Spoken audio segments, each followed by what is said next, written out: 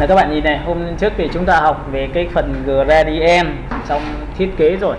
Và gradient thiết kế thì nó sẽ giúp ích cho các bạn. Ví dụ như các bạn làm về thiết kế về background, các bạn làm cho ảnh chuyển vào nền. Sau đó thì bạn sẽ làm những cái ấn phẩm liên quan đến thực tế hiện tại bây giờ. Còn bây giờ thì chúng ta sẽ vào hình cơ bản. Các bạn ghi đi hình cơ bản trong Inut. Ghi đi. Ok, thì các bạn nhìn vào đây. Thì cái việc đầu tiên thì các bạn cứ tạo ra một khổ giấy mới như bình thường để chúng ta bắt đầu làm thôi. Ví dụ như là chúng ta sẽ ấn vào create này, chúng ta sẽ chọn một cái khổ giấy này, đúng không?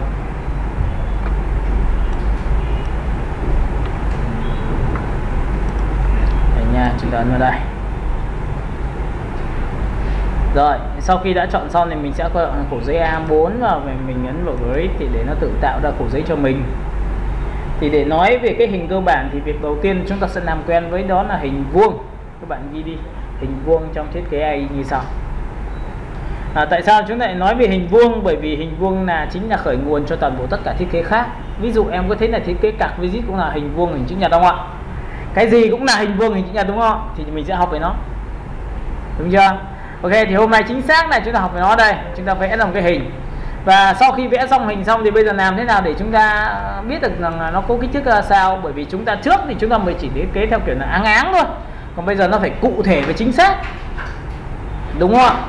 Và để muốn cụ thể chính xác thì bạn sẽ vẽ ra một đối tượng, sau đó thì bạn sẽ chọn vào biểu tượng đầu tiên, đó là gì? Chấn vào transform. Các bạn ấn vào transform để đánh kích thước cho đối tượng. Các bạn nhìn nhau, ấn vào transform đánh kích thước cho đối tượng chưa? Cái này tương ứng với lệnh là Shift F7. Các bạn ghi tương ứng với lệnh là Shift F7.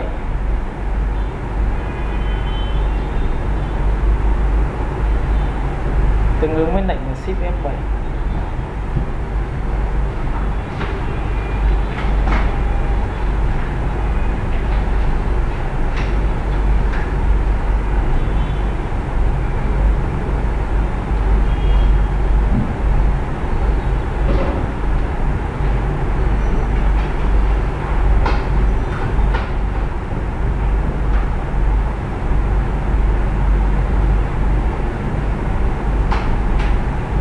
Chưa? Tương ứng với lệnh Shift F7. Sau khi đã có lệnh Shift F7 xong thì bạn sẽ có một cái kích thước để bạn đánh chiều dài và chiều rộng cho nó, đúng chưa? Để có chiều dài và chiều rộng cho nó.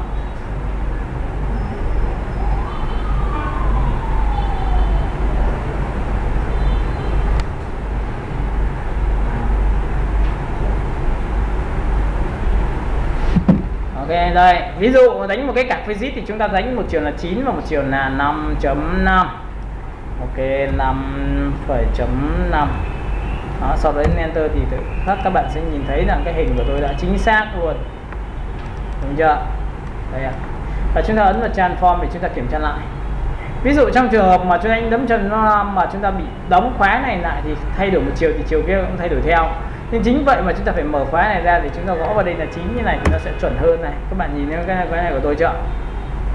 Ok, và cái bảng này nó cũng tương ứng với cái lệnh như sau của các bạn, đó là bạn chọn vào đối tượng, bạn ấn vào Shift F7. Trong Shift F7 thì nó có bảng transform này, thấy không? Chuẩn chưa? Các bạn có thể ghi là Shift F7 để chúng ta đánh chính xác cái lệnh đấy chúng ta làm.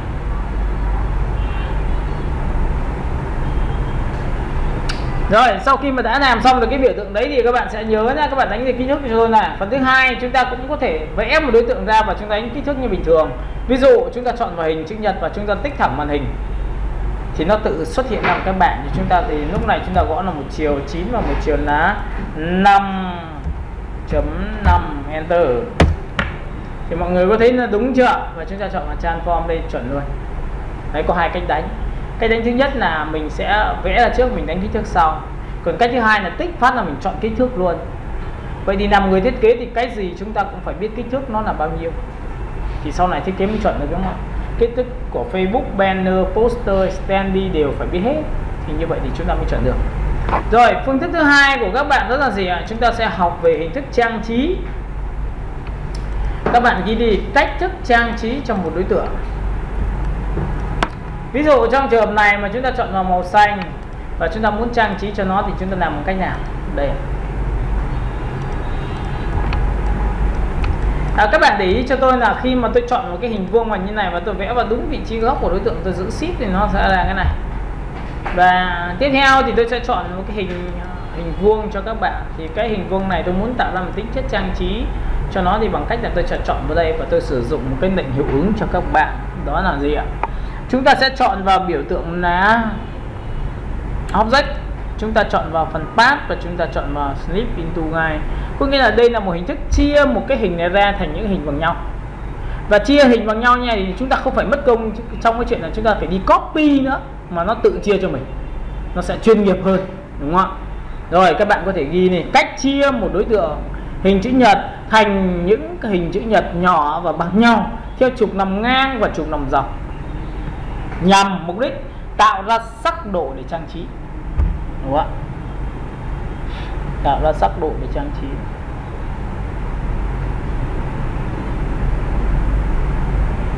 Tạo ra sắc độ để trang trí.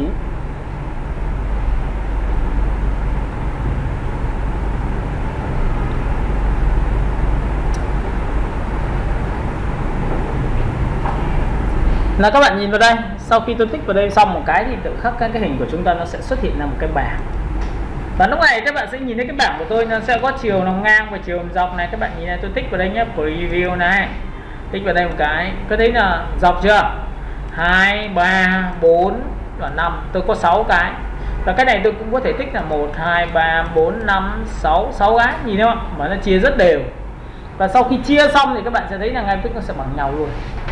Từ đỡ phải copy là cái đánh nhẽ là hồi xưa chúng ta vẽ một cái hình vuông xong chúng ta copy, nhưng bây giờ không, ấn ok phát là xong luôn. Nhìn này, đây là chia. Đấy, tự chia cho mình. Vậy thì trong điều này các bạn có thấy rằng là lúc hồi xưa tôi đã chia cho bạn là 90%, còn hai cái này bây giờ tôi chỉ cần tích vào đây, tôi gõ vào 70% như này, có nhanh hơn không ạ?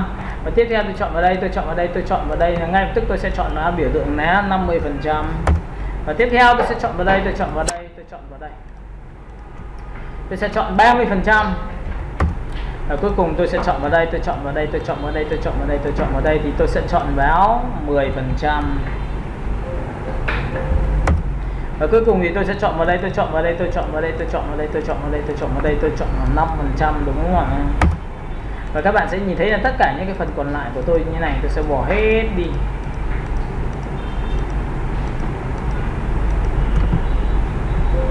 Đó, các bạn thấy không? Trang trí rất là đơn giản, nhưng nó sẽ rất là chuyên nghiệp hơn là lúc mà hồi xưa chúng ta làm là chúng ta phải copy ra, thì bây giờ chúng ta không làm như vậy nữa. Phần thứ hai của cái biểu tượng của chúng ta là khi mà chúng ta đã có một cái hình vuông như này thì các bạn nhìn này, trong thiết kế đôi lúc người ta dành cho việc in ấn thì người ta dùng cái bảng là Shift F7. Và cái bảng Shift F7 nó sẽ sinh ra cho các bạn là cái bảng transform này, các bạn nhìn cái này chưa? Thì trong tính chất đánh kích thước của đối tượng có thể có tính chất là cộng và trừ được. Ví dụ khách hàng người ta yêu cầu là, hoặc là chỗ in người ta yêu cầu là chiều ngang ấy nó sẽ tăng thêm khoảng 0,2 hoặc 0,3 thì tính sao? Thì chúng ta rất là đau đầu trong chuyện đấy, thì chúng ta chỉ cần ấn này, nhìn này, Shift cộng. Người ta có thể thêm dấu cộng và chúng ta sẽ ghi là 0.7 chẳng hạn, như enter này nhá. Thì các bạn quên mất. Chúng ta chọn vào đây.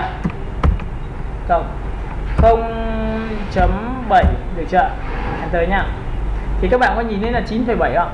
Đấy, nó cộng rất là dễ dàng, và tất nhiên là cộng và trừ thì vẫn đánh được kích thước như bình thường. Nên các bạn có thể ghi là trong bảng đánh kích thước chúng ta có thể vẫn cộng và trừ như bình thường được.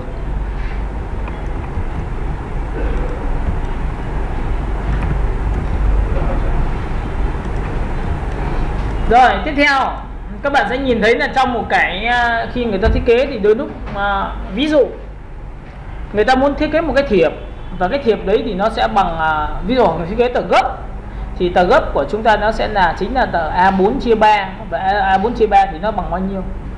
Một chiều là 21 và một chiều là 29.7. Vậy thì chúng ta chia được không? Thì lúc này các bạn sẽ nhìn thấy đây là tờ A4 của tôi chỉ việc vẽ rất đơn giản như này. Các bạn nhìn thấy cái này của tôi chưa? Và lúc này chúng ta sẽ chơi một trò như sau là dùng bảng Shift F7. Trong cái bảng Shift F7 thì bạn sẽ nhìn thấy ở trong đây có phần align này, nó sổ xuống này, nó sẽ có biểu tượng là căn chỉnh đối tượng với nhau.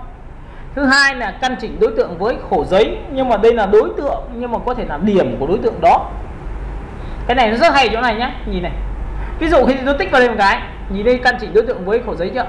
Thì lúc này tôi dùng công cụ phím ma, tôi quét qua hai điểm phần phía trên và tôi ấn nút lên trên là tự khắc nó bắt lên trên. Nhìn nhá, dùng chọn phím A, quét qua 2 điểm bên tay trái, ấn vào đây phát tự khắc là căn sang trái.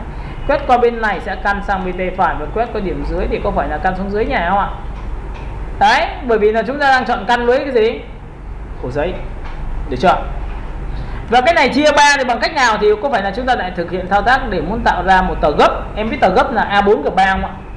Thì bây giờ mình phải làm nào để gấp 3 được, thì chúng ta sẽ chọn vào Object và chúng ta sẽ chọn vào phần Path, rồi chúng ta chọn vào đấy, cũng chia như này đúng không? Và sau khi chia này xong thì các bạn có đồng ý với tôi là tôi chia theo chiều lòng ngang như này không ạ? 1, 2 bằng luôn. Ấn OK. Thế là sau khi đã có được cái biểu tượng này xong thì tôi chỉ việc làm sao copy và xoay dọc như này thôi. Đây có 3 mặt trước của một tờ gấp. Giữ phím Alt copy nữa thì chúng ta sẽ có 3 mặt sau. Có thấy nhanh không ạ? Vậy thì cái tính năng của chúng ta có hình vuông là chia đối tượng để tạo ra những bản thiết kế đơn giản. Đấy, ví dụ vừa rồi tôi vừa chia cho bạn là trang trí rồi đúng không? Rồi tiếp theo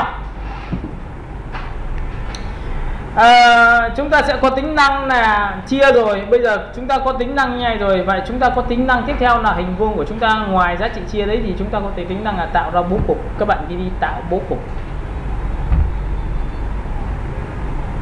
Tạo bố cục thiết kế cho hình vuông. Ở đây rất đơn giản là bạn chỉ cần chọn vào đây cho tôi này. Tiếp theo này, chọn vào đây này, nhìn thấy không ạ? Và sau khi chọn xong thì bạn hãy chọn cho tôi một cái màu này, được không ạ? Nào, lúc này các bạn có đồng ý với tôi là khi tôi chọn màu xong, tôi chọn vào Object, tôi chọn vào phần Path và tôi chọn vào phần chia độ. Có thấy chia cái này không ạ? Thì hồi xưa chúng ta phải ngồi chia, cái này thì nó đơn giản hơn nhiều nên tôi tích vào đây một cái chia đôi. Tiếp theo chia 3, nhìn chưa? Thì ở đây nó sẽ tính được khoảng cách chia cho các bạn bằng cách ấn vào phần mũi te chỗ này, tích vào đây cái. Và chúng ta có thể chia ở cấp độ nào bằng 0,1 hay là 0,005. Thấy bé lại chưa? Và sau khi 0,1 và 0,05 thì các bạn có đồng ý với tôi là tôi sẽ cần ấn OK. Và lúc này cái việc của các bạn nó gì? Tôi sẽ cầm cái đối tượng tôi đẩy lên đây, và cái này tôi sẽ đẩy lên đây, thì có phải tôi tạo được bố cục rất là nhanh không? Và nó rất là đều. Các bạn hiểu cái cách này của tôi chưa? Nên thường thường tôi hay tạo bố cục bằng cách như thế này với hình vuông và chữ nhật. Tiếp theo cũng tương tự như vậy, với cái giá trị này tôi sẽ kéo xuống phần phía dưới một tí và tôi sẽ thực hiện thao tác là vẽ một cái hình ô vuông. Các bạn có thể copy cái hình này ra để cho nó dễ dàng hơn. Ví dụ tôi sẽ chọn vào đây, hình vuông nhá. Rồi chúng ta sẽ chọn một cái màu này. Các bạn có đồng ý với tôi là tôi chọn vào đây, tôi chọn vào Object, tôi sẽ chọn vào biểu tượng Path và tôi chọn vào chia độ, đúng không? Các bạn sẽ chia độ đây thì các bạn sẽ tích vào đây cho tôi một cái, thì bạn sẽ tích này này. Và trong trường hợp này tôi chia lần số 5, tôi sẽ tích vào đây cho số 5 thì các bạn có thấy hình vuông nhau, các bạn sẽ chọn cho tôi cái khe. Và chúng ta sẽ chọn vào cái khe như này. Và khe như này thì nó hơi to quá, tôi sẽ chọn vào 02. Thấy bé chưa? Và tôi copy từ cái 02 sang bằng Ctrl C thì tôi paste sang bên này là Ctrl V, thì các bạn thấy bằng nhau không? Và sau khi đã bằng nhau như này thì các bạn có thấy là hôm trước tôi mới chơi trò copy này, bây giờ tôi xóa từng cái một như này được không các bạn? Đúng chưa?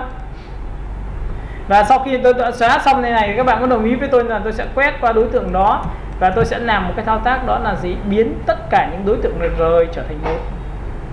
Bằng cách nào? Bằng Object. Chúng ta chọn vào Compound Path và chọn vào Ctrl số 8 là biến tất cả đối tượng rời trở thành một.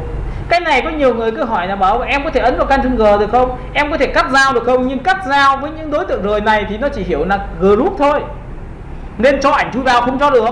Ví dụ bạn nhìn này, đấy nhá, tôi quét qua toàn bộ đối tượng này, có phải đối tượng rời không?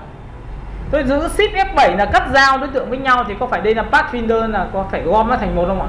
Tôi tích vào đây này, tích nháy nhiều lần cho các bạn tin rằng là tôi đã tích vào. Sau khi tích dò xong thì các bạn yên tâm một điều rằng bây giờ tôi chọn File và tôi chọn vào phần Plate. Đây là giá trị tạo bố cục cho các bạn, thì bạn sẽ chọn vào thư viện ảnh, rồi bạn sẽ chọn vào cho tôi một cái gọi là mỹ phẩm chẳng hạn như thế này. Trong cái giá trị về mỹ phẩm thì bạn có thể chọn một cái cô gái nào đó tùy thuộc. Ví dụ tôi chọn một cái đây là cô gái mà tôi sẽ đưa vào thiết kế, được không ạ? Và tất nhiên cô gái xong rồi thì nguyên tắc ảnh muốn chui vào hình thì ảnh phải nằm ở dưới, cho xuống dưới tất cả. Chọn đối tượng số 2, nhìn thấy chưa? Và lúc này chúng ta ấn vào chuột phải, chọn vào Ctrl số gì? Rất đáng tiếc không chui vào được. Lý do bởi vì cái này là group. Đấy tôi nói cho bạn biết rồi đấy ạ. Bạn cắt giao với những đối tượng rời nhau, nó không hiểu là cắt giao, mà nó chỉ là hiểu là đây là group lại thôi.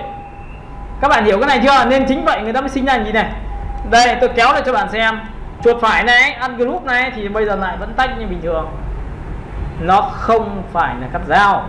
Để muốn cắt giao được cái này, chúng ta sẽ quét qua đối tượng đó, chúng ta chọn vào Object, chúng ta chọn vào Compound Path và chúng ta chọn vào Ctrl số 8. Thì với Ctrl số 8 như này thì đây mới thực sự là gì? Một hình rồi. Mà đã là một hình thì người ta mới đưa ảnh vào được. Chọn 1, giữ Shift chọn 2. Nhìn thấy 2 chưa? Chuột phải chọn vào. Các bạn hiểu chưa? Người ta gọi là tạo ra bố cục đây ạ. Cũng tương tự như vậy với những cách như này đấy. Nhưng mà có nhiều người bảo là thế ơi, nhưng mà em thích nó phải có sắc độ cơ. Em thích nó sắc độ thì phải tính độ gì bây giờ? Thì để muốn làm được điều đấy thì chúng ta hãy quay trở về với bài toán của mặt nạ của chúng ta. Mặt nạ chúng ta đã được học rồi đúng không ạ? Màu đen tượng trưng cho cái này, màu trắng tượng trưng cho cái này. Thì trước khi đi đến mặt nạ tôi sẽ copy các bạn xuống một phiên bản. Và phiên bản này thì tôi sẽ để cho các bạn cái màu đậm hơn. Tất nhiên học cái gì cũng phải cần có sâu sắc. Học cái gì thì chúng ta cũng phải chiêm nghiệm và chúng ta làm bài chúng ta mới làm được nhớ như này đấy ạ. Còn các bạn yên tâm một điều rằng là những cái này nó đã trở thành máu chảy trong huyết quản của tôi rồi. Nên là khi mà tôi làm cái gì tôi cũng nhớ được. Tôi làm cái gì nó cũng hiểu được bản chất, đúng không ạ? Nhìn chưa? Và chúng ta không đặt câu hỏi và tại sao thầy lại nhớ nhiều thế? Bởi vì thầy làm một ngày rất là nhiều lần cái này rồi, đúng không ạ? Các bạn sẽ nhìn vào đây, tôi sẽ chọn là file và tôi chọn vào phần plate. Lúc này các bạn sẽ kéo xuống cho tôi và chọn đến một cái hình ảnh làm sao cho nó hấp dẫn và thú vị. Ok, chúng ta sẽ chọn một cô gái, chọn một chàng trai hay chọn cái gì đó. Ok, tôi chọn một cô gái này. Sau khi tôi chọn cô gái xong thì tôi sẽ vẽ cái biểu tượng này ra, nó nằm ở như thế này chẳng hạn. Các bạn nhìn thấy chưa? Đấy, đơn giản như này thôi. Ví dụ trong trường hợp này tôi vẽ cái hình này ra, nó là màu đen. Tôi sẽ cho cái miếng màu đen này vào trong mặt nạ của cô gái có được không ạ? Thì có phải là nó sẽ bị thủng cái chỗ mặt của cô gái không ạ? Các bạn còn nhớ cái buổi trước chưa? Màu đen sẽ làm cho đối tượng bị thủng hình. Nhưng chẳng qua là bài trước là bài gradient thì nó sẽ chuyển giữa thủng hình đến mờ hình và đến giữ lại hình bằng từ đen đến ghi đến trắng. Đúng không? Bây giờ tôi cho bạn xem nhá nào. Tôi sẽ ấn vào edit và tôi chọn vào Ctrl X. Ctrl X là gì biết không? Là cắt cái ảnh đó đi. Có hiểu đoạn này không ạ? Tôi nói như thế các bạn hiểu không? Cắt khác với copy nhá. Copy thì nó vẫn còn nguyên cái phiên bản gốc ở đấy. Còn cắt đi là vẫn là copy nhưng mà cái hình ảnh gốc ở đấy nó mất luôn. Nên các bạn đã bao giờ chơi trò là ấn vào copy ảnh từ cái máy ảnh ra cái máy tính của mình chưa?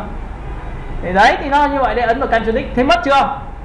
Và sau khi mất xong thì bây giờ tôi mới tích vào cái ảnh đó và tôi đưa vào mặt nạ của đối tượng của chúng ta để tích vào đây. Thì các bạn có đồng ý tôi đây là mặt nạ gì ạ? Tôi bỏ clip thì có phải là mặt nạ trắng không ạ? Vậy thì bây giờ tôi ấn vào gì? Tôi vừa copy ở chỗ nào thì tôi ấn vào ở chỗ đấy được bằng lệnh là Ctrl Shift V. Ctrl Shift V là gì ạ? Đây Ctrl Shift V đây. Là paste tại vị trí. Có nghĩa là bạn copy nó giữa chỗ mặt rồi thì bạn tí là bạn paste vào thì nó vào đúng giữa chỗ mặt đấy. Nó không có dịch chuyển nha. Ví dụ nếu mà bạn chỉ ấn vào Ctrl V thì lúc này câu chuyện là khác nhau. Ctrl V này nó sẽ đẩy nuôi sang trái, nuôi sang phải, bạn lại mất công, bạn phải chỉnh vào đây cho đúng chỗ mà các bạn làm. Đấy nên sai. Nhưng ấn vào Ctrl Shift V thì paste tại vị trí luôn. Paste tại vị trí nhá. Cái này cực kỳ quan trọng. Xong chưa? Hiểu paste tại vị trí chưa? Nên tại sao người ta mất công người ta vẽ những cái ô vuông ở giữa mặt cô gái thôi, người ta chỉ cần paste phát vào đúng vào trong mặt nạ bên trong, đỡ phải chỉnh đúng không ạ? Thì đấy là tốc độ của các bạn. Các bạn phải lưu ý cho đoạn này, mặt nạ rất quan trọng. Và các bạn có thấy là đây là màu đen mà nó có thấy mất hình không ạ? Đúng chưa? Bây giờ tôi hỏi bạn nhé, nếu tôi ấn clip thì có phải là mất thui tất cả mọi thứ không ạ? Thì bây giờ tôi tích vào cái chỗ màu này, tôi ấn vào màu trắng được không các bạn? Thì có phải trong mặt nạ mà nếu cái này là màu trắng thì các bạn xuất hiện hình đúng không ạ? Các bạn có đồng ý tôi đoạn này không? Thử nhá. Ok, ấn màu trắng. Quá đơn giản. Thấy hình xuất hiện chưa? Đúng chưa? Đúng nguyên tắc của mặt nạ màu trắng này, giữ này hình còn gì nữa. Bây giờ tôi hỏi bạn nhé, chỗ này tôi đã ấn vào, tôi không phải chọn màu trắng mà tôi chọn màu ghi được không các bạn? Thì có phải ảnh nó hiện hình nhưng nó chỉ là mờ đúng không các bạn? Ok, vậy thì chúng ta mới nguyên tắc này nhé, bạn sẽ ấn vào đây, tôi sẽ chọn là màu ghi được nhá. Thấy mờ hình không? Hiểu này chưa đã? Ok, Ctrl Z này. Vậy thì người ta mới sinh ra một cái trò như sau, đó là gì? Tôi vẽ một cái ô vuông vào giữa mặt cô gái, được chưa? Và sau khi giữa mặt cô gái xong, tôi mới chơi một cái trò như sau. Tôi chọn vào object, tôi chọn vào phần path và tôi chọn vào phần chia độ. Và cái này thì các bạn nhớ một điều rằng tôi chia độ như thế này. Đây tôi đang vẽ bên ngoài nha, thoát ra rồi đấy, chứ không nhiều bạn bảo thế sao này nó như vậy. Bạn phải nhớ là tôi đang vẽ bên ngoài đấy, cái hình kia tôi vứt đi rồi đấy. Tôi đang vẽ bên ngoài, tôi ướm giữa mặt cô gái cho các bạn xem, được không ạ? Nào, vậy thì sau khi làm xong cái này thì các bạn có thấy là tôi sẽ tích vào đây đúng không ạ? Tôi sẽ tích vào đây là số 5. Nhìn này. Và sau đó tôi tăng cái giá trị này lên. Các bạn nhìn thấy khe của tôi chưa? Tăng vào đây. Và lúc này tôi sẽ chọn vào đây là 0.002. Thấy chưa? Và tôi copy bên này sang, Ctrl C và sang bên này đúng không ạ? Ctrl V đúng không ạ? Ok, đây. Thấy khe được chưa? Và sau khi làm xong lớn ok được không ạ? Sau khi làm xong bây giờ tôi chơi một trò như sau là riêng cái này. Ok, tôi sẽ bỏ cái này đi. Tôi chơi trò như này, tôi xóa đi. Tôi xóa đi. Cái này tôi sẽ phóng to như thế này. Từng cái tôi sẽ lấy một thằng thôi. Các bạn có thấy không? Tôi được quyền như thế chứ. Có phải đây là bố cục không ạ? Ok, vậy tiếp theo ở chỗ này tôi sẽ chơi một cái trò như sau. Tôi sẽ gõ vào đây, tôi đánh 50% được không các bạn? Hai cái này tôi sẽ chọn vào đây là 80% được không ạ? Rồi cái này tôi sẽ chọn vào 70%. Cái này tôi sẽ chọn vào 60%. Được chưa? Sau khi đã làm xong toàn bộ, tôi quét qua tổng quan toàn bộ đối tượng đó. Các bạn thấy là đây là màu đen đúng không? Tôi có thể chọn là màu trắng được không ạ? Ok, chọn màu trắng thôi, thử xem nào. Và khi mà tôi chọn màu trắng thì các bạn có thấy là cái hình màu trắng tôi nó có rất nhiều sắc độ không? Vậy nếu mà tôi cho cái màu trắng này vào trong mặt nạ của cô gái thì có phải cô gái sẽ xuất hiện theo sắc độ tôi không? Nó rất giống mặt nạ trong Photoshop. Và lúc này sau khi làm xong tôi ấn vào Ctrl X, còn nhớ Ctrl X không ạ? Ok, Ctrl X là cắt đi. Sau đó chọn vào mặt nạ cô gái thì có phải tích vào thẳng vào đây không ạ? Thì mặt nạ lúc này đang là màu gì đấy? Phải biến nó thành màu đen, hoặc ấn vào cái gì? Rồi, và chúng ta muốn paste là đúng vị trí thì chúng ta phải ấn vào cái gì? Ctrl Shift V, thấy chưa? À, nó lại không ra. Rồi, chúng ta ấn vào đây. Và mặt nạ Ctrl Shift V. Có thấy cô gái xuất hiện theo đúng cái ô vuông này chưa? Vậy nếu mà ô vuông này tôi có thể điều quyền cầm này, tôi kéo nhanh được không các bạn? Không nộ ra ngoài đâu ạ. Bạn yên tâm một điều rằng không bao giờ chạy ra ngoài luôn. Được chưa? Và lúc này tôi có thể được quyền tôi phóng như này không các bạn? Bạn yên tâm một điều rằng khi tôi dứt lệnh, tôi đã có một cái bố cục mới cho thiết kế của tôi. Đây, thiết kế mới tôi đẹp. Các bạn thấy không ạ? Nhìn chưa? Và tất nhiên là ở đây nó còn tạo ra các loại sắc độ khác nhau nữa bằng cách này. Các bạn nhìn này, nhìn cái này của tôi chưa, trong mặt nạ này. Để ý này, tôi sẽ chọn cái hình này, tôi có thể copy được không các bạn? Đấy, trong mặt nạ đây rõ ràng tôi có thể copy được cái hình này không? Tôi có thể biến cái này trở thành viền được không các bạn? Thì bây giờ nó đang là màu mà, tôi ấn hình thành viền Shift X như này, có phải như này được không các bạn? À, nó cũng rất hay. Tôi sẽ thu nhỏ xuống. Tôi sẽ chọn cho nó giá trị là rơi tầm khoảng 40%. Được chưa? Sau đó tôi copy cái này vào đây, tôi sẽ phóng to cái này được ạ. Ok, tôi sẽ chọn vào đây, cắt dao như này được không ạ? Nhìn không ạ? Ok, tôi sẽ chọn vào đây, tôi sẽ copy vào đây. Sau đó tôi sẽ copy vào đây nữa. Các bạn thấy không ạ? À, đây là một phương án tạo ra bằng bố cục bằng gì? Bằng trong mặt nạ của chúng ta đây. Các bạn hiểu cái này chưa? Rồi, tiếp theo. Vậy thì mặt nạ của chúng ta, của hình vuông của chúng ta có rất nhiều loại đúng không các bạn? Các bạn đồng ý không ạ? Rồi, có loại bố cục hình vuông của chúng ta có thể làm được cái gì nữa? Tôi sẽ lại copy thêm một hình nữa cho các bạn. Cái chỗ đen đen mặt nạ kia có biết được chữ lên. Cái gì các em? Cái chỗ đen đen của mặt nạ kia có biết được chữ lên. Thế tại sao em lại hỏi câu đấy? Tại sao em nghĩ là sẽ không biết được chữ này? Thì thường mặt nạ thì em nghĩ là nó chỉ. Nhưng mà tại sao em phải viết được vào chữ chỗ đấy? Tại vì mình đang làm đây là bố cục để cô gái hiện theo hình chữ ấy hả? Thì bây giờ không phải, cái vấn đề là đây nó chỉ là mặt nạ cho cái khung của gái. Tại sao mình không thoát ra ngoài mình đánh? Thì em làm xong thì tội gì phải khổ vứt vào trong mặt nạ làm gì, đúng không? Đây nhá, em tích vào đây, em tích vào đây một cái xong. Em thích màu gì? Y ngắn.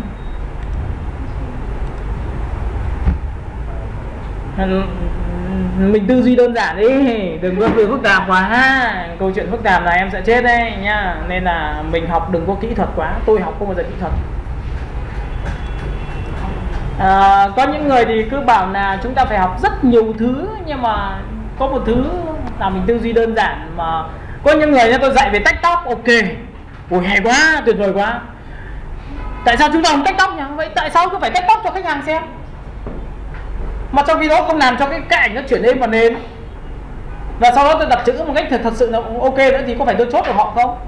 Mà tại sao cứ phải gây khó cho mình đấy? Tại sao mình cứ phải cắt? Có phương pháp gì không cần phải cắt không các bạn? Ok, thì bây giờ người ta mới sinh ra cái trò như sau. Đó là gì? Tôi sẽ chọn vào đối tượng đây cho các bạn xem. Và các bạn sẽ biết rằng là trong cái thứ thiết kế của chúng ta, nên tại sao chúng ta phải đi kiếm nhiều cái đen trắng về làm gì? Đây mặt nạ của chúng ta bằng ảnh. Các bạn ghi đi mặt nạ bằng ảnh. Nào lúc này chúng ta chọn vào web, chúng ta chọn vào đây, chúng ta chọn vào đây. Vào đây vào đâu thì không biết, nhưng mà tóm lại chúng ta ấn vào Photoshop. Chúng ta chọn vào giáo trình và chúng ta chọn vào cái phần đó là mặt nạ. Và trong phần mặt nạ của chúng ta nó có cái gì ạ? Nó có một cái hình rất là dễ cho các bạn. Các bạn đã làm quen với hệ thống đó là gì? Các bạn có thấy đây là cái gì ạ? Cái này có phải lấy từ Photoshop ạ? Và các bạn có biết là cái này nếu làm được từ Photoshop thì vậy thì tôi có thể làm Photoshop, tôi xuất làm PNG được không? Vừa rồi tôi đã giới thiệu cho bạn là mặt nạ màu đen thì dùng với hình trắng, và là mặt nạ màu trắng thì phải dùng với hình đen, đúng không ạ? Và chúng ta nói lại nhé, mặt nạ màu đen dùng với hình trắng để làm sao vẽ ra và xuất hiện, đúng không ạ? Còn mặt nạ màu trắng thì dùng với hình đen để làm mất hình, đúng không ạ? Vậy thì các bạn có thấy là cái hình này của tôi đang là màu gì ạ? Đen. Ok. Tiếp theo tôi sẽ cho bạn xem một cái cảm giác, đó là gì? Chúng ta không có giới hạn trong thiết kế giữa Photoshop và Illustrator đâu.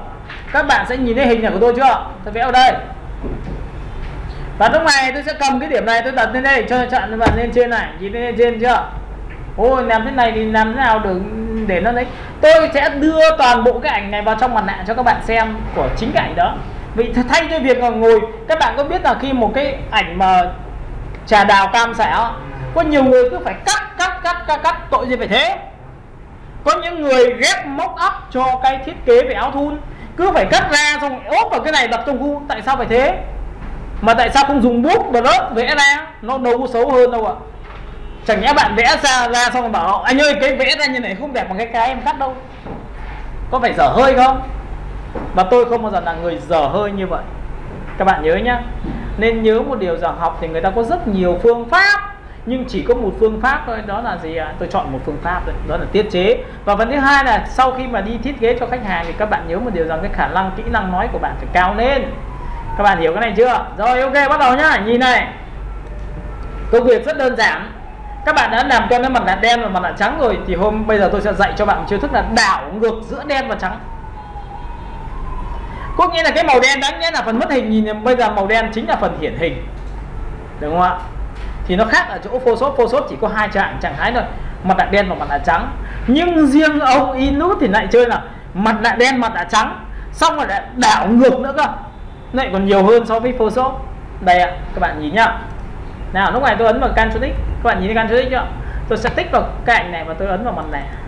Thì có phải là đây là mặt nạ màu đen không ạ? Tôi bỏ ra mặt nạ màu trắng, tôi ấn vào Ctrl Shift V. Thì các bạn có thấy nó bị thủng hình chỗ này không ạ? Ở đây nó có biểu tượng là clip, là đảo ngược.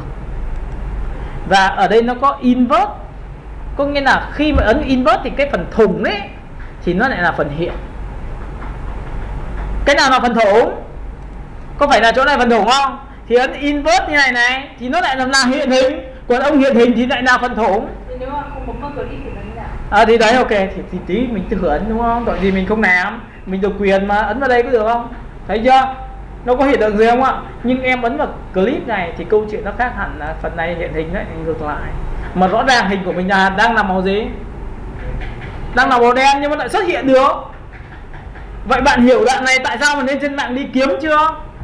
Nhá, có rất nhiều loại hình trên mạng cực kỳ đẹp luôn, làm background cực kỳ tuyệt vời luôn, được chưa? Nào xong cái này chưa? Sau khi làm xong bạn tích vào đây thì các bạn có thấy là làm cái này khác gì Photoshop không? Bạn chỉ cần chọn vào đây, chọn cho tôi một cái màu y ngắn chỉ thẳng vào đây thôi, câu chuyện nó khác nhau rồi, nhìn đúng không ạ? Hoặc các bạn có thể chọn một cái tông màu nâu như này, hoặc là tông màu gì đó, có phải là làm thiết kế dễ không? Tôi đâu cần phải cắt, tôi đâu cần phải sang Photoshop mà tôi vẫn làm được mà. Các bạn đồng ý tôi điều này không ạ? Rồi tiếp theo này, cũng tương tự như vậy, khi mà chúng ta chọn xong đây một cái nữa thì chúng ta sẽ có file. Tôi tạo ra trách nhiệm cho thiết kế của chúng ta bằng cách chọn vào file, tôi chọn vào phần plate. Tôi sẽ chọn cho các bạn xem một cái giá trị. Ví dụ tôi sẽ chọn vào Photoshop, tôi chọn vào OF, tôi chọn vào thư viện ảnh. Trong phần thư viện ảnh thì các bạn sẽ chọn là background, và các bạn có thấy rằng là ở trong cái phần thiết kế của tôi nó có phần là đen trắng ạ. Bạn nhìn đen trắng rồi chưa? Và các bạn sẽ thấy rằng là những cái giá trị vẽ tay đấy cực kỳ tuyệt vời, bởi vì nó sẽ tạo ra chất liệu cho thiết kế của các bạn cực kỳ đẹp. Đây ạ. Ví dụ tôi thiết kế cho một cái hãng hoa hướng dương hay cái gì đó. Đây ví dụ hoa hướng dương đây ạ. Các bạn sẽ chọn vào đây, đây cũng là một cái này, tôi sẽ tích vào đây một cái, bạn nhìn lên tôi vẽ này. Thấy chưa? Hoa chưa?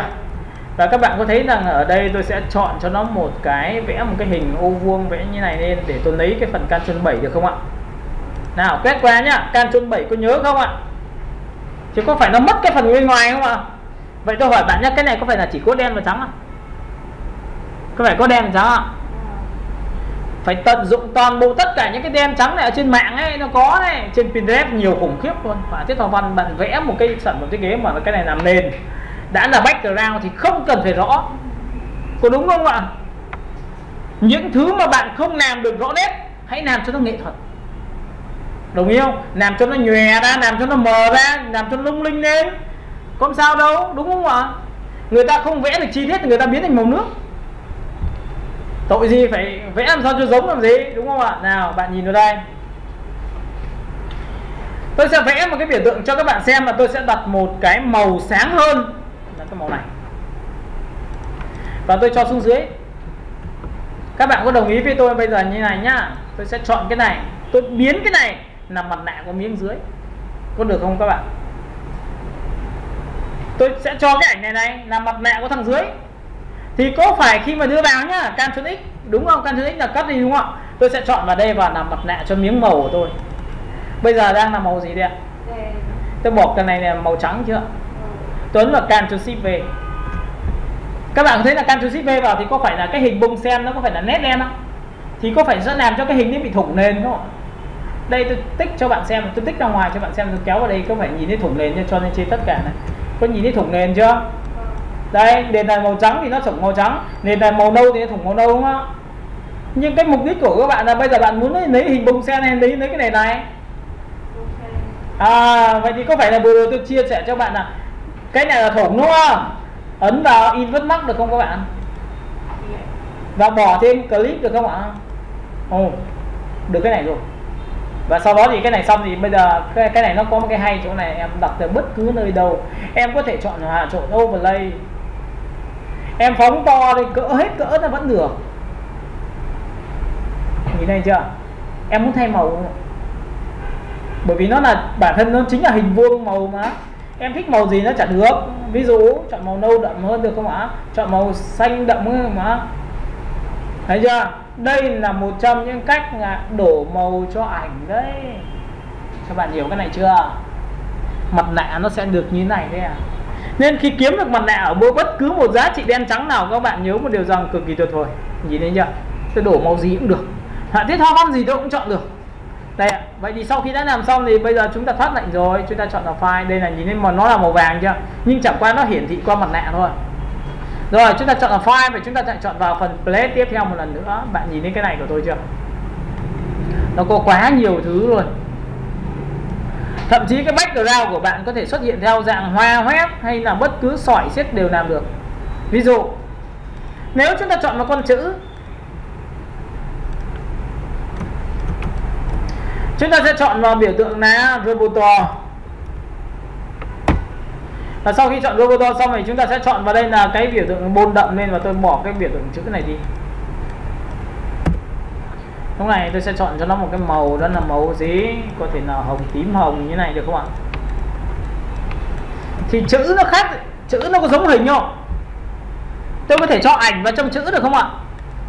Thì lúc này các bạn mới xây ra cái tròn là tôi lại chọn file, tôi lại chọn vào phần plate. Lúc này tôi muốn chữ của tôi nó theo kiểu dạng quả chuối, hay thích theo dạng lá cây hay là bông hoa, hay là theo dạng như này, đều làm được hết. Các bạn nhớ nhá, hay chọn dạng xích được không ạ? Ok, chọn dạng xích đi cho nó máu. Và sau đó thì tôi sẽ làm sao? Tôi sẽ cầm này, tôi kéo ngang này, tôi sẽ cầm này, tôi kéo đây. Này, bây giờ xích mi quý giá này, tôi có thể đưa cả cái xích này vào trong mặt nạ của cái chữ được không ạ? Thì cũng giống như là cho ảnh vào trong mặt nạ của cái hình thôi, Ctrl X. Sau đó bạn hãy chọn chữ cho tôi, thì lúc này tôi sẽ tích đúc vào đây. Tôi ấn vào Ctrl Shift V được không ạ? Nhìn chữ tôi chưa? Thì có phải nét của cái xích nó là màu đen mà nên nó bị thủng hình, đúng không? Vậy tôi ấn vào ngược lại được không các bạn? Bỏ clip thì có phải dịch như này không ạ? Nào, nhìn này của tôi chưa? Đấy, các bạn thì có nhìn thấy cái này của tôi chưa? Thì có phải là cái chữ của tôi vẫn là màu hồng nhưng mà nó có chất này không ạ? Nhưng cái này nó khác so với ảnh cho chui vào nhé. Cái này khác so với ảnh cho chui vào ở chỗ này như này. Cái này có thể đổ được bất cứ màu gì các bạn mong muốn. Ví dụ tôi thích màu nâu vàng. Bình thường em cho ảnh chui vào là không đổ được màu đâu ạ. Các bạn nhìn thấy chưa? Và tôi đổ màu đen được không các bạn? Cho ảnh chui vào không đổ được màu, không thay được màu, nhưng cho ảnh chui vào trong mặt nạ thì lại đổi được màu cho chữ. Thì đấy là sự khác nhau. Ok, tiếp theo. Rồi, tiếp theo các bạn sẽ nhìn ra đây, nó có rất nhiều những cái hiệu ứng cho các bạn. Chọn vào file, chọn vào phần plate. Tôi sẽ kiếm một cái khác, bởi vì như này này, các bạn sẽ kiếm những cái khói khác các thứ cho tôi. Thậm chí là những cái biểu tượng lá cây này vẫn có thể làm được. Lá cây chưa? Lá cây thì biết rồi. Tôi sẽ chọn đến đây. Tôi sẽ chọn một cái màu xanh non hơn, hoặc là màu xanh nhẹ hơn như này. Sau đó thì tôi ấn vào Ctrl C, Ctrl F. Tôi sẽ đẩy cái đối tượng này sang trái, sang phải. Tôi sẽ đổ một cái màu xanh đậm. Sau đó tôi chọn cho cái cây này vào trong cái mặt nạ. Đây, mặt nạ đây ạ. Các bạn nhìn thấy cái này của tôi chưa? Sau đó tôi chỉ việc là Ctrl X, chọn vào mặt nạ của cái miếng màu, Ctrl Shift V. Nhìn thấy chưa? Bị thủng chưa? Ấn vào Invert, ngược lại chưa? Các bạn có thấy ngược lại chưa? Và sau đó tôi thoát lệnh lại. Thì bây giờ tôi đã có được cái gì? Em nhìn thấy cây của tôi chưa? Nó hơi có vàng màu. Bởi vì lý do Ảnh nó không trắng hoàn toàn. đúng, chính xác. Vậy thì có cần phải mang sang Photoshop xử lý không? Nên người ta ăn nhau ở Photoshop, đúng không ạ? Nên tôi cho bạn biết là có nhiều cái phương pháp làm rất là tuyệt vời luôn, làm cho những cái chất liệu ảnh. Em vẽ bằng tay, làm sao để đưa ra chất liệu bây giờ? Có thể làm chất liệu cho áo không? Chất liệu cho bất cứ thứ gì, nền ảnh, nền thiết kế đều được hết mà. Làm cho phong cách của Nhật được không ạ? Rồi bạn lấy những cái bẩn trên nữa, chúng ta lọc được bên Photoshop lọc tốt hơn, đúng không ạ? Đấy, thì đấy là giá trị. Nhưng chúng ta có thể làm nào để nó có thể mất được cái điểm này được không ạ? Thì các bạn có đồng ý với tôi là cái ngoài này nó như này đúng không? Thì chúng ta có thể chơi một trò viết pen không ạ? Ngồi đây, tích vào đây. Chơi trò hơi buồn cười tí là chọn vào đây. Chọn đi xung quanh của cái này.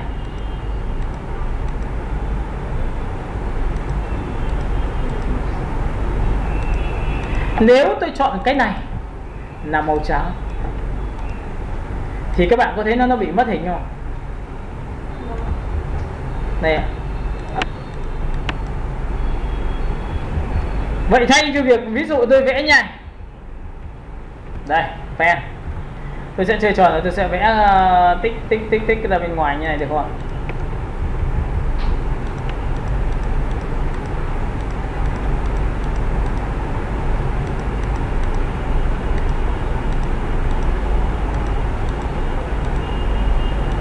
Như này thì có phải là các bạn có thấy là tôi sẽ đang vẽ xung quanh lại bên ngoài không ạ?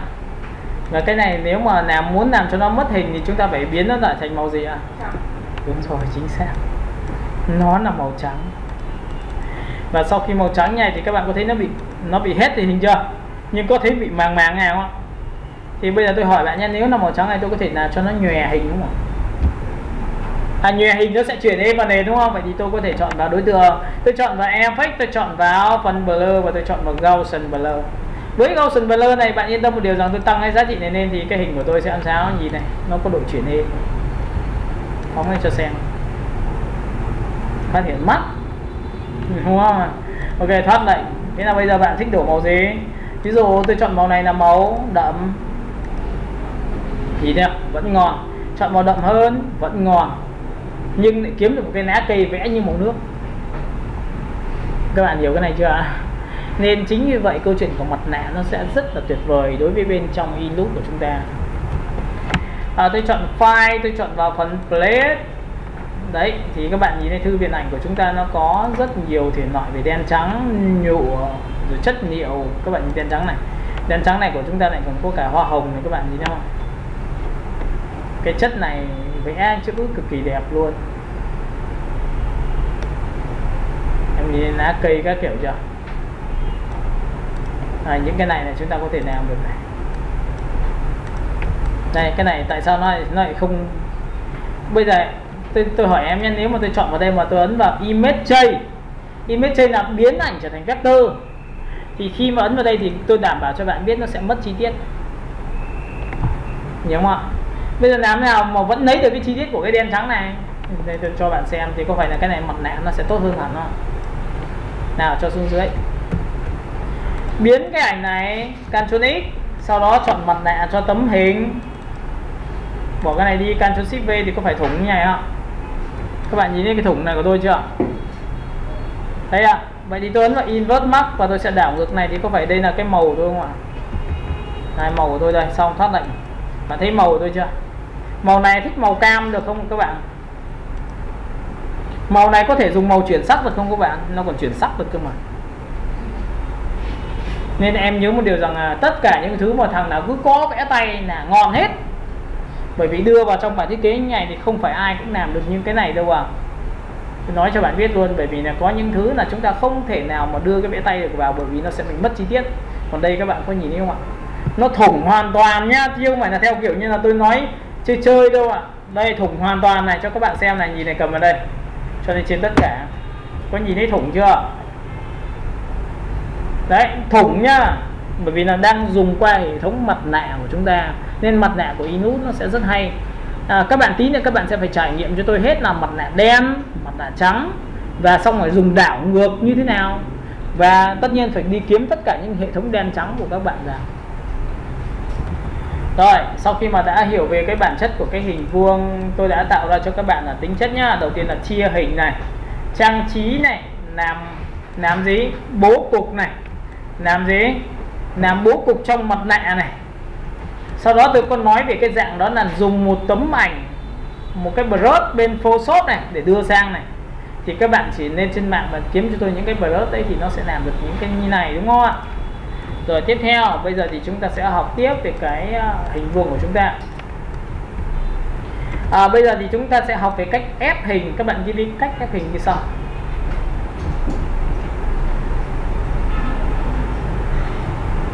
Nguyên tắc của cái việc ép hình nó sẽ là như này. Đây, tôi sẽ nhân bảng đối tượng này lên, Ctrl C và Ctrl F. Cái ép hình nhân rất hay này, tôi sẽ chọn vào đây, tôi chọn vào đây. Và lúc này các bạn sẽ chọn cho tôi một cái màu, ví dụ màu vàng nha, các bạn nhìn ra màu vàng tôi chọn. Tôi sẽ kéo màu vàng ra ngoài cho các bạn dễ nhìn này. Bước thứ hai là tôi vẽ một cái hình chữ nhật rất là nhỏ nhắn xinh xắn như này thôi, và tôi chọn là giá trị đó là màu trắng. Tôi copy cái hình này xuống được không ạ? Và Ctrl D. Bạn nhìn thấy Ctrl D tôi rất nhiều hình nhá. Và tôi muốn rằng là ép toàn bộ cái hình này chui vào đây. Ép hình khác với cho Ctrl 7 vào nhá. Ctrl 7 chỉ là chui vào thôi. Còn cái này các bạn nhìn này, tôi chọn hai cái ngoài, tôi sẽ chọn là giá trị là 20%. Hai cái bên trong tôi sẽ chọn là 60%, 40%. Tiếp theo tôi sẽ chọn vào đây là 60%. Và cuối cùng hai cái này thì tôi sẽ chọn là 80%. Được chưa? Và để muốn cho một đối tượng ép vào một hình thì nó có thể là một đối tượng và nó có thể là một group đối tượng. Các bạn có thể ghi một cái lệnh như sau là để muốn cho một đối tượng, để ép một đối tượng vào một cái hình thì cái đối tượng đó có thể là một đối tượng và nó có thể là một group đối tượng. Đây các bạn nhìn nha, cái này có phải là một đối tượng không ạ? Nhưng bây giờ tôi muốn group nó lại để tôi chui vào đây hết được không ạ? Ok, tôi sẽ quét qua đây. Nhìn này chưa? Tôi ấn vào Ctrl G là group. Sau đó tôi đẩy cái tạm thời cái ảnh màu vàng này lên trên đây để cho mọi người nhìn thấy được chưa?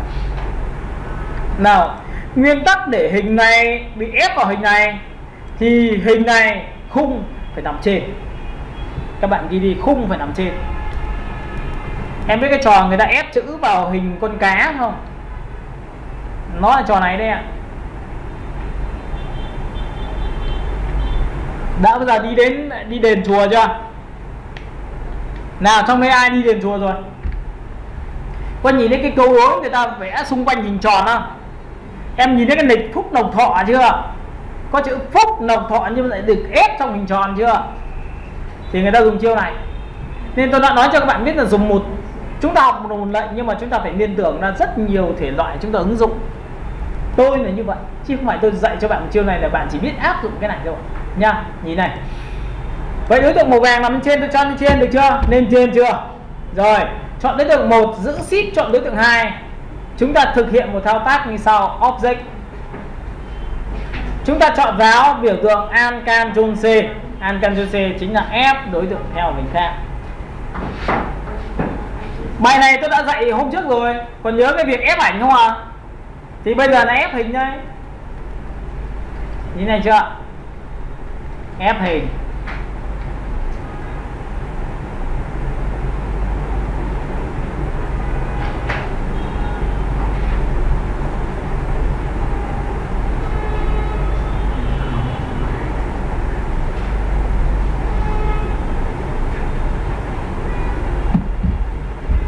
Nào các bạn nhìn vào đây, ấn vào đây. Tích vào đây một cái, các bạn sẽ nhìn thấy nó tự chui vào chưa?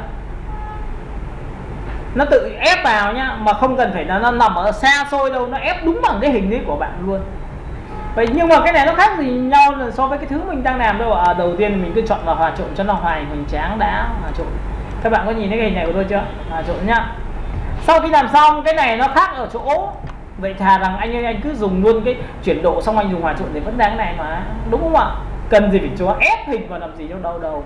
Nhưng cái ép hình nó hay ở chỗ là sau khi ép hình xong bạn vẫn dùng được công cụ phím ma. Phím ma gì? Khi tích vào đây bạn sẽ có cánh tay đòn. Mà cánh tay đòn để làm gì? Để chúng ta bẻ cong. Bình thường cái khác không làm được điều này. Bạn nhìn thấy chưa? Tạo ra background cho gì? Quyển catalog rất đẹp đằng sau của chúng ta đấy ạ. Em có thấy những quyển catalog nền nó trơn, nó trông không đẹp, tôi có thể tạo ra những hiệu ứng cho đằng sau có được không ạ? Được không ạ? Nào các bạn nhìn vào đây, tôi sẽ tích vào đây được không ạ? Thấy chưa? Chúng ta có thể là thêm điểm được không các bạn? Thử pen nhá, pen cộng thêm điểm. Tích vào đây thêm điểm được chưa? Sau khi thêm điểm xong thì bạn có thể ấn Shift C bẻ cong cách trực tiếp được không ạ? Thấy chưa? Và sau đó thì chúng ta có thể cầm điểm này chúng ta kéo xuống đây được không các bạn? Bạn thấy không? Nó có thể tạo ra cho các bạn một cái background trông làm sao á, nó bớt đơn điệu đi. Thì đấy là giá trị của việc của chúng ta. Cái này có thể áp dụng được cho việc gì? Làm logo không các bạn? Nếu làm cho công ty về xây dựng thì các bạn chỉ cần chọn cho tôi một hình polygon, như polygon không ạ? Tôi sẽ vẽ một biểu tượng như này. Sau khi chọn xong thì tôi sẽ chọn cho nó một cái màu. Vẫn là chó ép hình nhá. Nào tôi sẽ cầm vào đây, tôi kéo đây, tôi đẩy theo chiều dọc. Lúc này sau khi làm xong thì bạn đã học về một cái công cụ đó là cắt giao giữa nét và hình. Mọi người học cắt giao giữa nét và hình chưa? Ok, tôi chọn vào pen, tôi vẽ một cái biểu tượng ở giữa này, nhìn đây, tích vào đây một điểm, giữ shift tích vào đây một điểm. Thì các bạn có công nhận đây là nét không? Còn đây là hình không? Khi cắt giao này thì có phải đối tượng này sẽ chia thành hai phần bằng nhau không? Ok, tôi quét qua đây, giữ Shift F7. Cái bài này liên quan đến bài mà cắt giao giữa nét và hình đấy. Cắt nhá. Rồi xong. Sau khi làm xong tôi mạo muội, tôi chuột phải, tôi ungroup ra, và cái miếng này tôi để màu đậm hơn, màu này tôi để sáng hơn, và lúc này tôi thực hiện thao tác như sau. Tôi ghi một chữ, đây là chữ T. Và sau khi tôi ghi chữ T xong, tôi phóng to ra một tí và tôi sẽ copy sang bên này, tôi ghi chữ này là chữ H. Các bạn nhìn thấy không? Công ty về Thái Hòa. Và bên này tôi để màu đỏ, bên này tôi sẽ để là màu ghi xám, ví dụ như này. Các bạn có thể tùy lựa chọn theo ánh sáng. Thì nguyên tắc để muốn cho một đối tượng chui vào màn hình thì cái đối tượng này phải nằm ở trên hay dưới ạ? Ok, cho lên trên, Ctrl Shift ngọc vùng tay phải, thử xem là đã chui chưa. À, cái thằng này dưới rồi, thằng này cũng dưới luôn rồi, được chưa? Phải chính xác như vậy đấy ạ. Rồi, bây giờ tôi chọn đối tượng 1, tôi chọn đối tượng 2, bây giờ tôi cho muốn chữ T ép vào đây được không? Thì có phải là tự nhiên nó xiên như này không các bạn? Các bạn ngồi vẽ tay còn lâu mới được luôn như này luôn nha. Các bạn sẽ chọn vào object, các bạn sẽ chọn vào biểu tượng cái gì? Alt C còn nhớ không? Tích một cái. Wow. Rất chính xác. Em thử to. Thì cái vấn đề là to hay không, tại vì nó theo điểm hút mà em. Em có thể ngồi chỉnh lại, còn nếu mà em muốn vẽ chính xác nữa thì em phải vẽ về giống như dân kiến trúc đấy. 2 điểm tụ, đúng không ạ? Em muốn vẽ logo của một dân kiến trúc thì em có thể vẽ theo phong cách đấy mà. Nên phong cách mà khi vẽ điểm hút, không phải ai tôi cũng vẽ, không phải ngành nghề nào tôi cũng vẽ. Có những người cứ bảo vào phải logo nó phải thế này thế nọ, nhưng mà ông có hiểu dân kiến trúc là gì không? Dân kiến trúc xây dựng ngay nó vẽ logo nó phải theo đúng điểm hút cơ. Ông có làm gì đó lệch một tí, người ta nói là em ơi cái đoạn này không đúng này, đoạn này tỷ lệ từ đến đây là nó chưa đúng nữa, mà em phải nên một tí nữa sẽ tốt hơn, đúng không ạ? Nên là đừng có nói là chúng ta là dân đồ họa mà chúng ta không biết gì về đấy nhá. Cái đấy là quan trọng lắm đấy. Nhà tôi chọn đối tượng 1, chọn đối tượng 2, tôi chọn vào object, tôi lại chọn vào tiếp theo một giá trị nữa, tôi sẽ chọn là Alt C, các bạn nhớ không ạ? Và sau khi mà các bạn thấy là từ khi tôi ép này thì nó đã tạo ra một biểu tượng về khối cho thiết kế rồi đấy ạ. Hiểu cái này chưa? Ok, chúng ta có thể tích vào đây một cái, chúng ta ghi chữ Phúc. Ok, tôi sẽ ghi chữ Phúc này, caps lock. Và sau khi có chữ Phúc xong tôi sẽ phóng to và tôi sẽ để một cái màu cho các bạn. Và các bạn có thấy đình chùa hay là nịch của quê của chúng ta nó có cái biểu tượng hình tròn này không ạ? Đã giờ nhìn lên nịch quê có Phúc Lộc Thọ chưa? Chúc mừng năm mới chưa? Hồi xưa chính là tròn này đấy, cho nên trên tất cả chọn màu cam, màu xanh, cầm này kéo xem nó đã xuống dưới chưa, chuẩn chưa? Ok, quét qua cả hai, ấn Alt Ctrl C. Nhìn không? Trông rất quê. Tôi đã mời các bạn về với đồng ruộng nhà tôi rồi đấy. Và các bạn đừng bao giờ nghĩ rằng cái này ủi cái này trông xấu, đúng rồi, nhưng mà nhà tôi vẫn thích cái này đấy. Và những người cô thì chú bác của tôi vẫn yêu cái này đấy ạ.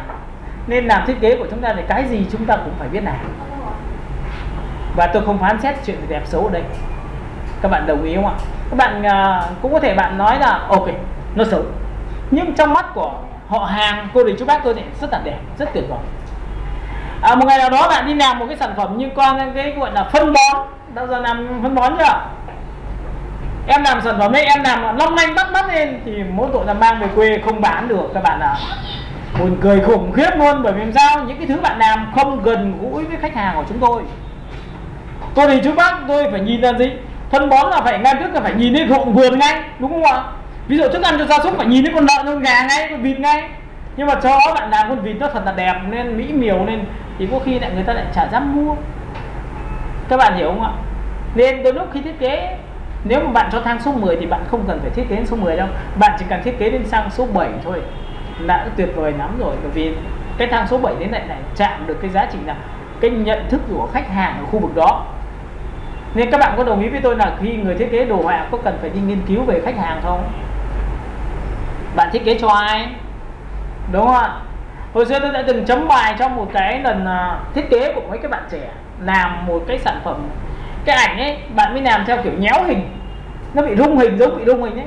Thì tôi có nhiều người nếu mà vào nhìn mà tại sao em lại làm xấu thế, em lại làm cái hình nó bị mờ mờ thế. Vậy có nghĩa là mình đang bị quê.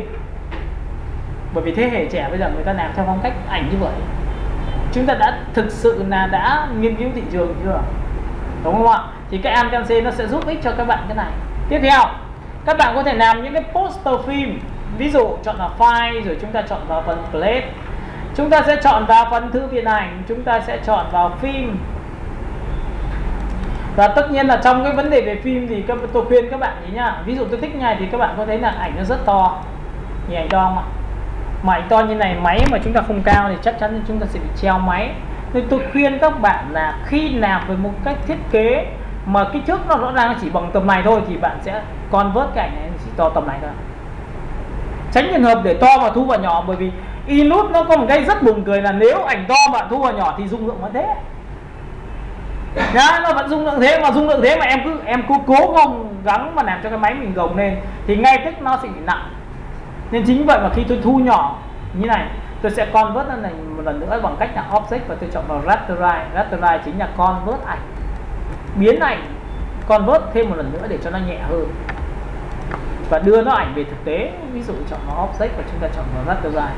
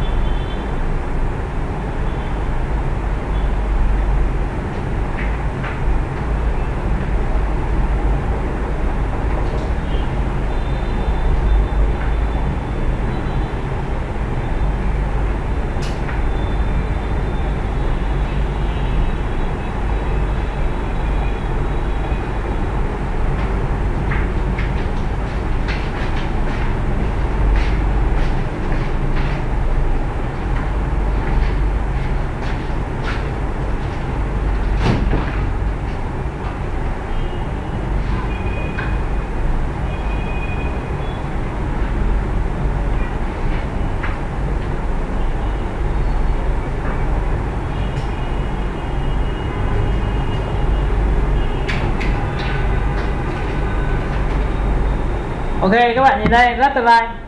Và sau khi chọn rasterize thì các bạn có thấy là đây là cái ảnh của chúng ta là CMYK mà. Và độ phân giải của chúng ta đang là 300 và chúng ta ấn OK thì ngay tức nó mất đường link của ảnh. Ảnh này bé rồi. Lúc này để muốn làm ra một cái poster phim theo kiểu như là một cái ý tưởng thì các bạn có thể chọn đây là màu đen.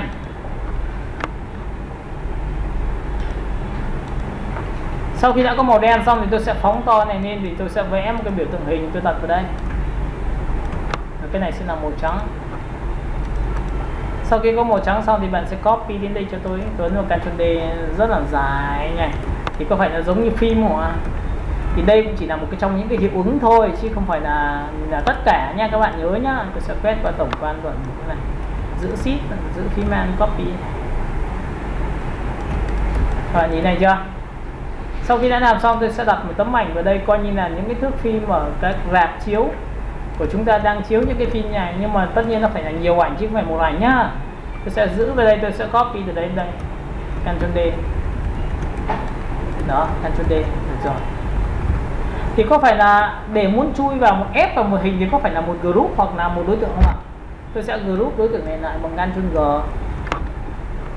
Sau đó tôi chỉ cần vẽ một cái biểu tượng đúng bằng cái hình đấy thôi. Và cái này nó sẽ nằm ở khu vực ở phía trên. Các bạn nhìn này chưa? Nào thử xem kiểm tra xem phía trên chưa? Trên chưa? Tôi quét qua cả hai, tôi ấn Alt C. Các bạn có thấy chui vào chưa? Mà đã chui vào như này thì chúng ta có thể được quyền là pen cộng. Có phải thêm điểm không ạ? Rồi, thêm điểm thôi. Thêm điểm này. Sau khi thêm điểm xong thì các bạn có thể đồng ý với tôi là gì? Tôi có thể dùng công cụ Shift C cho các bạn xem nhá. Nhìn này, Shift C bẻ cong. Các bạn có nhìn thấy cảnh tôi bẻ cong được chưa? Đấy, để muốn bẻ cong một tấm ảnh người ta phải dùng chiêu thức này là phải cho chui vào. Group vào bẻ mất.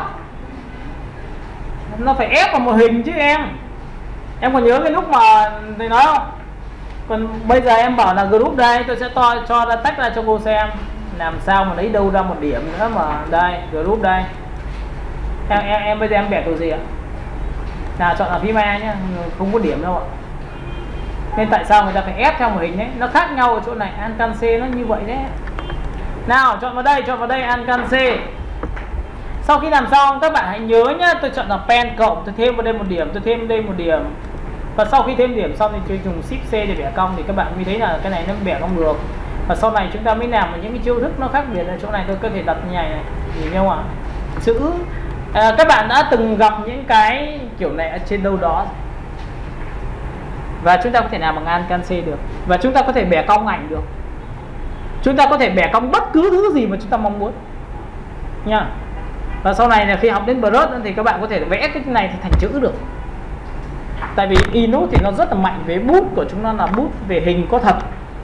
Đó, vậy thì với cái alcance và với những cái hình vuông thì các bạn ít nhất là bạn phải tạo ra cho tôi tất cả những bố cục về hình vuông. Phần thứ hai, đánh kích thước được bố cục hình vuông. Thứ ba là tạo ra mặt nạ bằng hình vuông để tạo ra bố cục như này. Các bạn hiểu cái này chưa? Ok, bây giờ là các bạn sẽ ngồi luyện cho tôi một tí về cái việc trang trí này, chia hình này, cho ảnh chui vào này và cho bố cục hình vuông trong mặt nạ này. Và tập với cái mặt nạ này cho tôi. Và tiếp theo là ở đây sẽ có là gì? Alcance. Đó là gì? Ép đối tượng theo một hình. Ok, các bạn sẽ ngồi, các bạn sẽ làm cái này cho tôi nhá. Này, tôi sẽ đưa vào đây. Đấy, sau đó thì tí nữa chúng ta sẽ liên quan đến một cái hình khác. Rồi các bạn nhìn này, với một cái hình như thế này nhá. Ví dụ cũng nằm cái hình này. Các bạn sẽ copy ra này. Cái này thì chắc ai cũng biết rồi, nhưng mà vấn đề là chúng ta sẽ quét qua cái này, chúng ta copy sang bên này và dùng phím O để chúng ta lập đối xứng lại. Đúng chưa? Lập đối xứng lại thì nó phải đối bằng quét qua cái này, giữ này, có quét qua này, giữ phím Alt đẩy lên trên này. Thì có phải phím O làm lập đối xứng mà. Giữ shift kéo này thì có phải được cái này không? Sau khi đã làm xong này, tôi ấn vào Ctrl G. Thì lúc này bạn sẽ copy ra này cho tôi và chọn vào cái hình, đó là chọn vào file, rồi chọn vào phần plate, rồi chọn vào biểu tượng thư viện ảnh, chọn vào mỹ phẩm.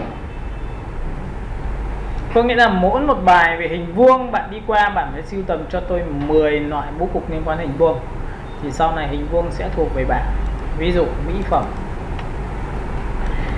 Chúng ta sẽ kéo xuống một tí, sau đó chúng ta sẽ chọn những cái hình ảnh. Ví dụ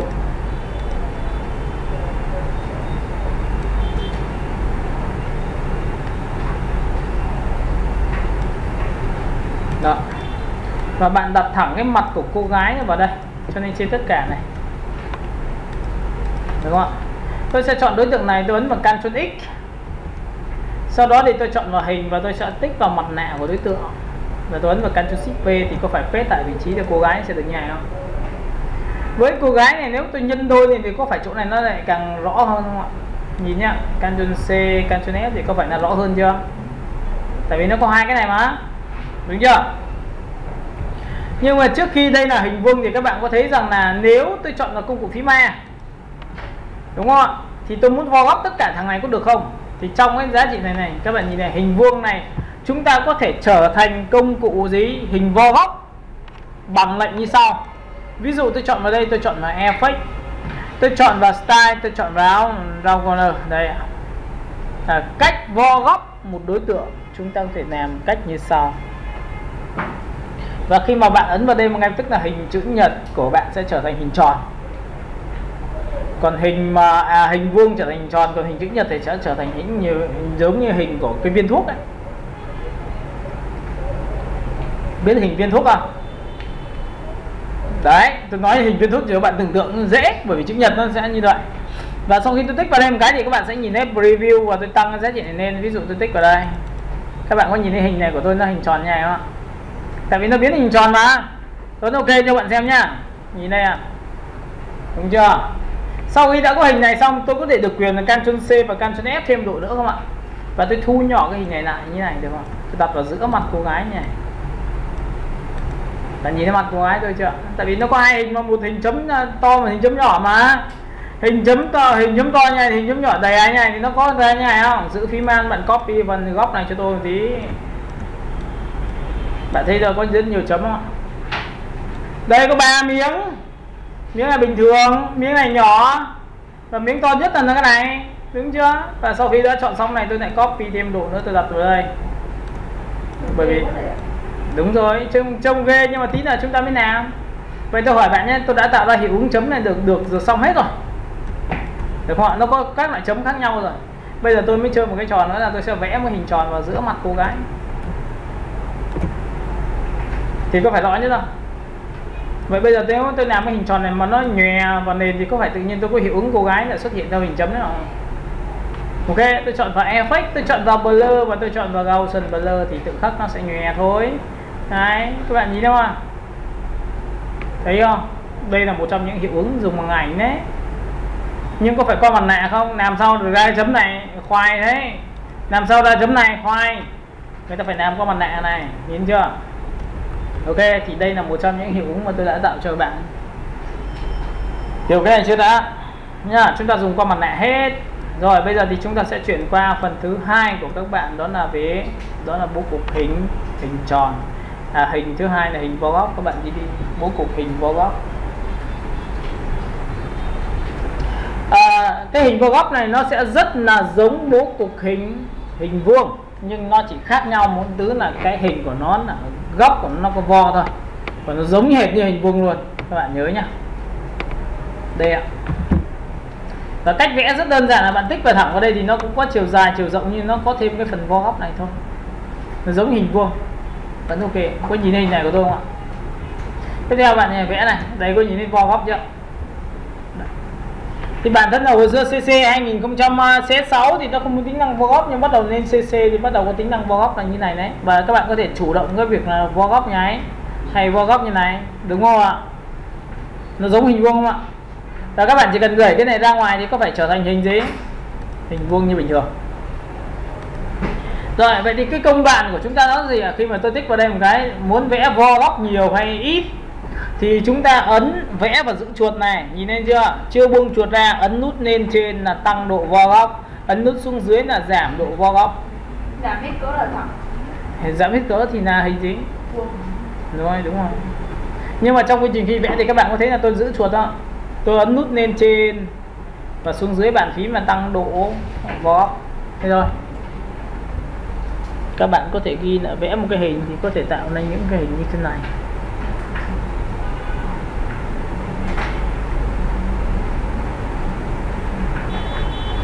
Và trong quá trình khi mà làm thì các bạn cũng để ý cho tôi một tí là khi mà chúng ta đã dùng hiệu ứng bên tay trái rồi thì bên tay phải của chúng ta vẫn phải là gì? Text, đúng không ạ?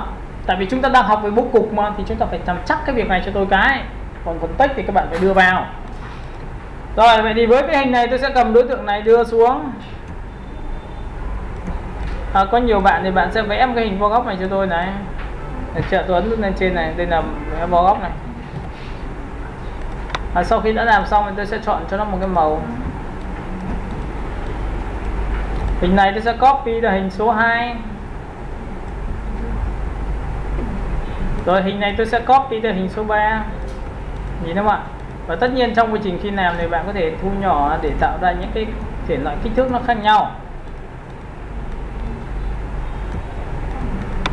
Đó, rồi cái này thì các bạn sẽ thấy là tôi sẽ cho nó nhỏ lại tí nữa để nó có sự to nhỏ vừa. Rồi sau khi đã làm xong thì các bạn cũng có thể chọn vào vị trí phím A, bạn quét qua toàn bộ phần phía trên và giữ gì đẩy lên trên để nó dài ra, đúng không ạ? Các nhìn này không ạ? Tại vì tôi dùng phím A mà, dùng phím A thì cũng phải chọn điểm kéo lên không ạ?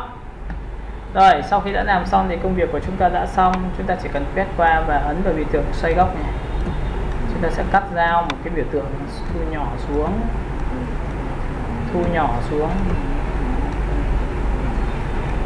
Đây cũng là một thể loại bố cục của chúng ta. Chúng ta có thể chọn vào vị trí số 1, vị trí số 2, vị trí số 3 và chúng ta ấn vào Ctrl G. Sau đó thì bạn hãy chọn cho tôi vị trí như sau. Ví dụ vị trí số 1 chọn 2, loại trừ đi phần thừa. Các bạn ghi đi cách loại đi phần thừa của phần hình.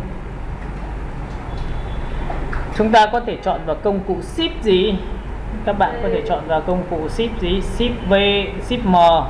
Shift M là chúng ta chọn vào công cụ Shift M. Loại trừ đi phần thừa hay được gọi là cắt dao em. Để muốn cắt dao thì các bạn có thể dùng cái phương pháp này của tôi.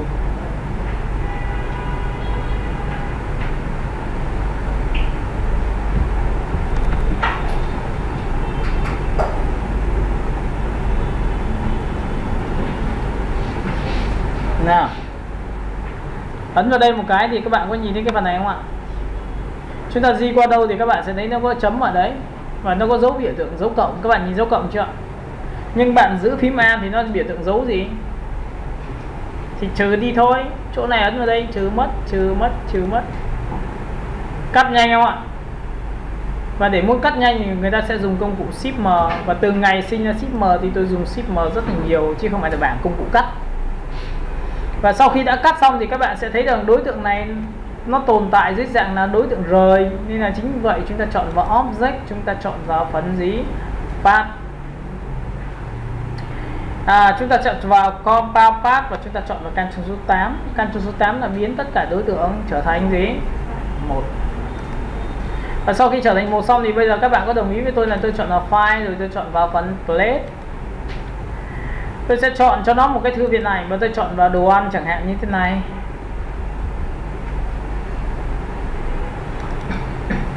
Các bạn sẽ bắt gặp rất nhiều những cái hình ảnh mà các bạn mong muốn. Ví dụ như là chúng ta sẽ chọn một cái hình như thế này, chúng ta vẽ một cái biểu tượng như này ra và tất nhiên cho xuống dưới tất cả, chọn đối tượng số 2 và Ctrl số 7. Các bạn thấy không ạ? Và với bố cục này thì các bạn chỉ cần chọn cái tông ghi thôi, rất là bắt mắt. Này ghi là rất bắt mắt này. Nhìn không ạ? Tông ghi rất bắt mắt. Và tông ghi này chỉ cần có thêm một vài cái giá trị màu vàng nữa là các bạn thành công rồi đấy ạ. Đây ạ. Và để muốn làm được điều đấy thì giống như cái vo góc của tôi thì tôi có thể tạo ra một cái sự nhấn nhá như này. Sau khi đã làm xong các bạn sẽ chọn cho tôi một cái màu cam. Sau khi đã có màu cam xong thì bạn có thể xoay góc độ này đi. Bạn biết tại sao tôi xoay phát nó song song nhau?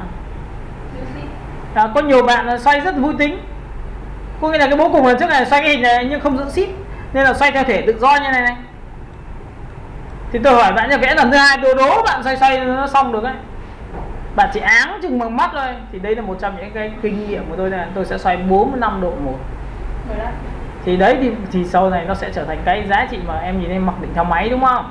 Thì nó sẽ tốt hơn là đối với người xoay tự do. Các bạn thấy của tôi chưa?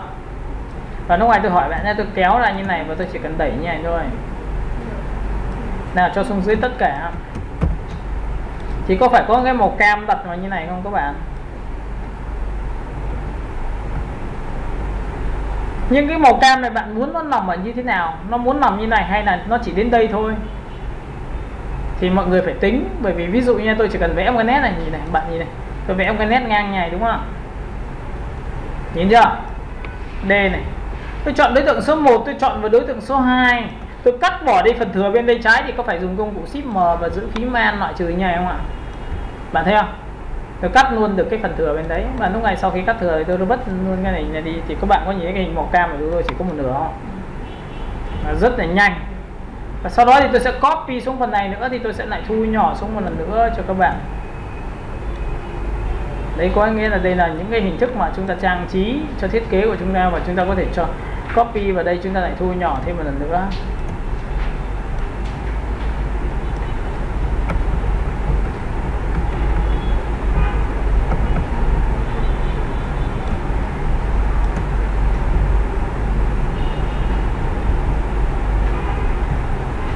Đó, các bạn nhìn thấy chưa? Và tất nhiên là sau khi làm xong cái này thì các bạn có thể chọn cho tôi một cái màu cho nó đậm hơn nữa để cho nó bắt mắt hơn, đúng chưa? Thì đây chính là tạo ra một cái bố cục, rồi là bố cục liên quan đến hình, đó là hình vo góc của các bạn. Tất nhiên hình vo góc thì nó còn có thể làm được cái gì nữa. Tất nhiên các bạn có nhìn thấy hình vuông này không ạ? Chúng ta có thể vẽ một cái hình vuông như này, hình vo góc.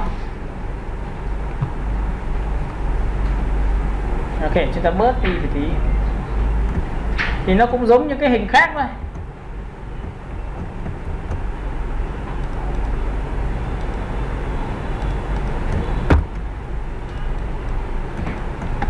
Chúng ta chọn một cái màu.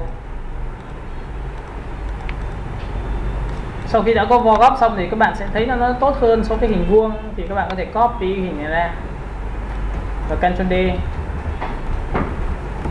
đúng không? Tôi quét qua cả cái này, tôi giữ Shift, tôi loại trừ, tôi copy xuống dưới. Và sau khi loại trừ xuống dưới thì tôi phải dịch chuyển bằng tay, các bạn nhớ nhá. Qua những thứ là tôi phải dùng bằng tay đấy à. Tôi đẩy như này được không ạ? Xong rồi tôi phóng to như này thì tôi đẩy cho chính xác hơn à. Thấy chưa? Sau khi đẩy chính xác rồi thì cái phần mềm của nó có tính năng nó là gì, theo mặc định của máy này các bạn nhìn thấy không ạ, và Ctrl D. Thế là tôi đã có vo góc. Và lúc này sau khi đã có vo góc xong rồi tôi sẽ giữ shift, tôi sẽ thu nhỏ này, thì các bạn có thấy là cái này tôi có thể làm mặt nạ cho ảnh được không ạ? Đúng chưa? Và cái độ alpha khác nhau tôi có thể bỏ một vài ô đi để tôi đưa ảnh vào được không ạ? Nhưng nó khác so với ô của hình vuông thôi. Hình vuông thì nó cứng hơn, còn hình vo góc thì trông nó sẽ mềm mại hơn cho các bạn. Thì đó là hình vo góc. Với hình này các bạn sẽ nghiên cứu cho tôi nhiều thêm bố cục khác nữa nha. Tiếp theo chúng ta sẽ chọn đến hình tròn ellipse. Với một cái công cụ hình tròn thì chúng ta làm được cái gì? Ví dụ hình tròn của chúng ta đây, chúng ta sẽ chọn hình tròn, chúng ta vẽ vào đây một cái hình. Trong quy trình khi vẽ các bạn nhìn thấy không ạ? Bạn giữ chuột cho tôi, giữ shift là hình tròn, kéo chuột là to nhỏ, giữ phím cách là dịch chuyển cách này sang trái sang phải, buông cách ra thì chỉ có to nhỏ thôi. Shift thì là hình tròn rồi, kéo lên trên xuống dưới là to nhỏ, còn giữ phím cách thì để sang trái sang phải. Thế là ngay lập tức tôi đã vẽ rất là chính xác, bởi vì trong quy trình vẽ thì tôi không muốn là mất thời gian. Đây là một thằng. Lúc này sau khi làm xong tôi quét vào đây, tôi dùng công cụ Shift M, tôi giữ phím An loại trừ, phải ra cái bố cục nhanh không? Còn nhớ cái vừa rồi vừa dạy cái này không ạ? Giữ An là trừ, đúng không? Nào làm lại một lần nữa cho nhớ nào. Nhìn nhá. Tiếp theo tôi lại dùng công cụ này, tôi lại vẽ vào đây. Thì các bạn có thể đồng ý với tôi là không biết làm nào để tạo ra to nhỏ, thì tôi lại dùng phím cách, tôi kéo này, kéo sang trái này. Các bạn có thể nét tôi chưa? Chuẩn chưa? Buông tay ra. Chọn đối tượng số 1, chọn đối tượng số 2. Chọn vào Shift M thì ở đây bình thường nó sẽ là dấu cộng, nhưng ấn vào phím A thì là dấu trừ. Ấn vào đây cái mất. Và sau khi mất xong thì đối tượng này của chúng ta sẽ là chọn là 50%. Cũng tương tự như vậy, sau khi đã có ngày xong tôi lại vẽ phím tiếp theo một lần nữa, lại giữ phím cách để dịch chuyển. Đấy các bạn nhìn thấy không ạ? Làm rất là kỹ đây ạ. Bạn vẽ càng kỹ bao nhiêu cái này thì bạn mang sang Photoshop dùng được bấy nhiêu. Bởi vì Photoshop thì lấy được Smart Object chính là từ input chuyển sang mà. Nhìn này, tôi chọn đối tượng số 1, tôi chọn đối tượng số 2, tôi lại loại trừ công cụ này đi. Và lúc này tôi sẽ chọn vào đây, tôi gõ vào đây cho các bạn sẽ tầm khoảng 50% hoặc là 30%. Bạn thấy không ạ? Bố cục cực kỳ chính xác, nhìn không ạ? Rất sắc nét. Và các bạn phải nhớ một điều rằng nếu mà chúng ta có bố cục này thì chúng ta chuyển sang Photoshop là ăn nhá. Photoshop chuyển sang từ Smart Object đưa sang là phóng to mấy cũng chơi được. Nên thường làm bố cục cho thư viện ấy, tôi sẽ làm từ Inus chứ không phải làm từ Photoshop. Rồi tiếp theo đây là bố cục hình tròn. Với bố cục hình tròn thì chúng ta có thể làm được cái gì? Chúng ta có thể copy xuống một cái này và chúng ta có thể vẽ nhiều hình tròn giống như Photoshop, nhưng nó khác chỗ Photoshop là Photoshop bị vỡ hình, còn cái này thì không có vỡ hình. Bạn có thể vẽ một hình tròn tiếp theo, bạn có thể vẽ một hình tròn tiếp theo, bạn có thể vẽ hình tròn tiếp theo, bạn có thể vẽ một hình tròn tiếp theo, bạn có thể vẽ một hình tròn to hơn, được không ạ? Có đúng này không? Sau khi làm xong các bạn có thể được quyền là quét qua toàn bộ tất cả ông màu cam, giữ shift loại trừ cái này, đúng cái này chưa? Tôi có thể chọn vào công cụ Shift F7 và cắt dao nó bằng Pathfinder, thì có phải đây là hợp lại không ạ? Hợp lại chưa? Nhưng tại sao nó hợp lại được? Bởi vì những thằng này nó dính nhau thì nó thành một rồi, đúng không? Thằng rời nhau không làm được. Sau khi làm xong cái này thì tôi hỏi lại, tôi có 1, tôi lại có 2, tôi loại trừ đi phần thừa được không ạ? Bằng công cụ gì? Shift M, giữ phím An. Bạn thấy chưa? Tôi có sao em? Ok, cộng thì sao nhá, nhìn này, nhìn cái này của tôi chưa? Tôi chọn vào Shift M, nhìn thấy dấu cộng nhá. Tôi cầm tôi kéo phát đây nối thành một. Ok. Làm quá nhanh luôn. Và đây là một trong những phương pháp cắt dao cực kỳ tốt. Xong được cái này chưa? Sau khi đã xong cái này xong này, các bạn để ý cho tôi một tí là bây giờ thầy ơi, vậy thì làm thế nào để em có được cái biểu tượng này không ạ? Ví dụ cái đường này nó sẽ lan tỏa ra theo kiểu thu nhỏ này hoặc là phóng to ra song song, có được không ạ? Thì các bạn nhìn này, tôi chọn vào đối tượng này, tôi chọn vào phần Object, tôi chọn vào phần Path và tôi chọn vào Offset Path. Offset Path chính là làm cho đối tượng hình của chúng ta to ra và nhỏ đi nhưng lại đồng dạng. To đi, to lên và nhỏ đi bằng đồng dạng.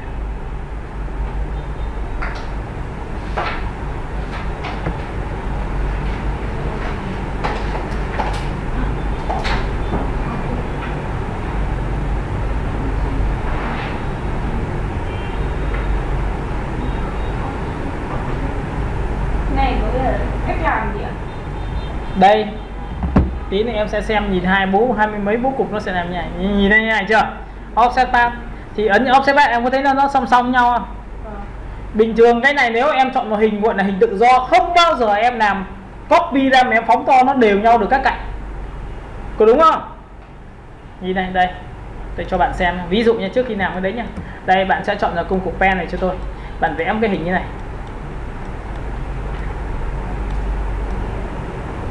Đây rồi, tôi muốn tạo ra một hình này nhưng nó phải song song, có nghĩa là cái tỷ lệ cạnh nó to ra bằng cái này, chỗ này bằng cái này, bằng cái này, bằng hết, không làm được điều đấy. Ví dụ Ctrl C, Ctrl F, các bạn có thấy là khi tôi phóng cái này chưa, các bạn có thấy nó song song nhau không các bạn? Đấy, đấy là cái giá trị đấy à, nhìn nó có bằng nhau không? Không đúng không? Ok, vậy thì chính vì vậy mà tôi sẽ không bao giờ chọn phương pháp này, mà tôi phải chọn cái này, chọn vào đối tượng, tôi chọn vào object, tôi chọn vào path và tôi chọn vào offset path. Đây là trò mà người ta gọi là bù xén trong đối với những đối tượng mà khách hàng người ta in ấn cho em, muốn làm cái hình ấy to ra các chiều bằng 0.3 thì tôi sẽ chọn cái này, nhìn nó to ra bằng nhau chưa? Và cái này to nhiều hay ít thì đấy là tùy thuộc vào của chúng ta, nhìn này không ạ? Sau khi đã làm ra rộng như này thì có phải là các bạn có đồng ý với tôi là hình này là bị thừa ra ngoài không các bạn? Tôi lại chọn đối tượng này, tôi lại chọn vào cái hình này, tôi loại trừ phần thừa được không ạ? Rồi Shift M kinh khủng nha, nên là tôi thật sự cho bạn biết tôi dùng Shift M cực kỳ nhiều. Phải kéo tới không được kích à? Em có thể kích được nhưng mà tôi quen kéo. Em có thể kích được, kích thì phải giữ phím Alt trừ được, còn tôi giữ phím Alt tôi quét qua vị trí đấy thì nó cũng hết. Nó lại thích cái chỗ đấy. Và tôi sau đó tôi chọn vào đây, tôi gõ vào đây là 45 độ, 50 độ này. Em thấy không? Làm song song này nhá, khoai đấy. Không tin các bạn cứ thử làm xem. Đi đồ hình này. Rồi tiếp theo, với hình tròn đấy chúng ta có thể làm được điều gì? Chúng ta lại copy xuống một cái nữa, chúng ta có thể vẽ một cái hình tròn.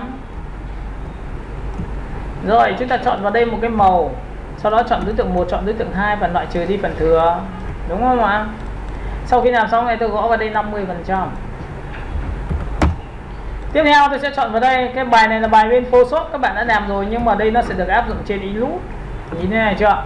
Tôi chọn đối tượng số 1, tôi chọn đối tượng số 2, tôi lại loại trừ đi phần thừa. Và cái này tôi sẽ gõ vào đây là 70%.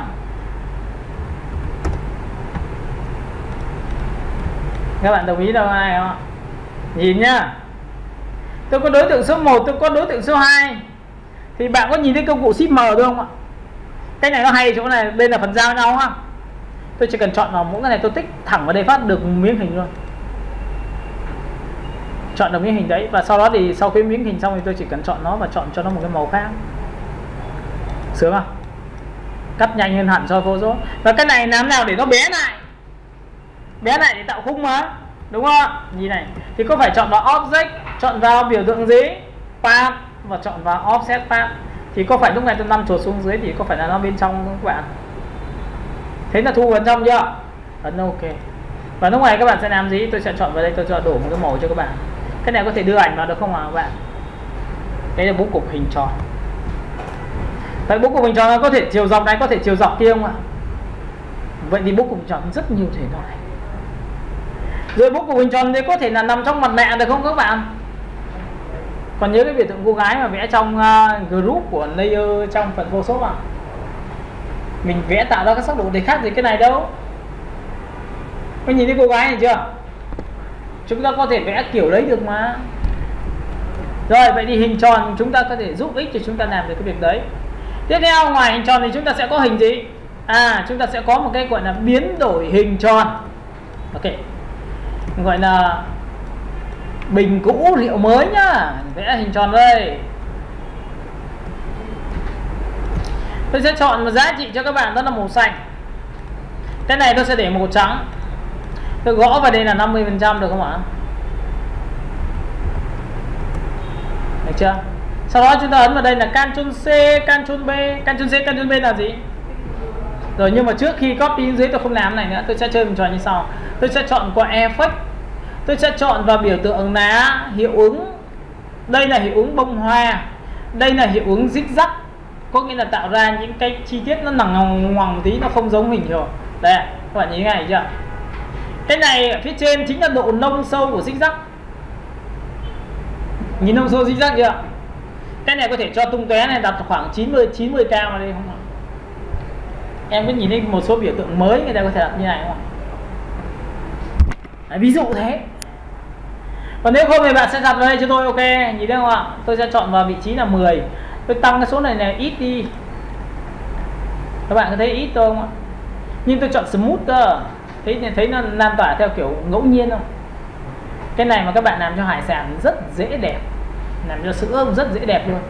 Tuấn ok cho bạn xem nhá, nhìn này.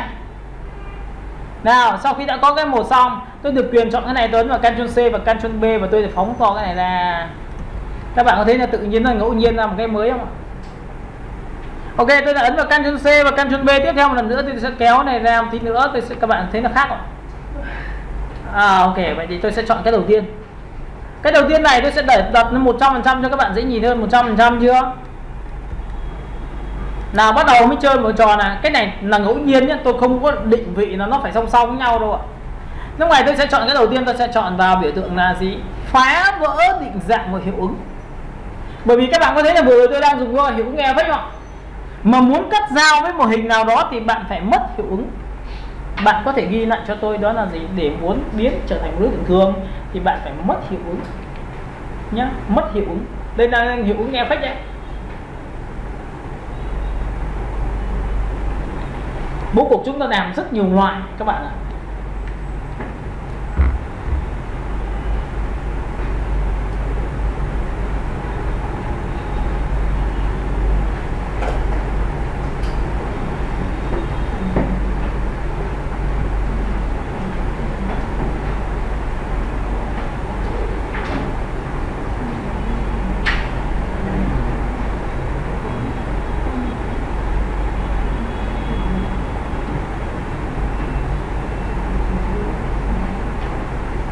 Xong chưa? Nhìn nhá.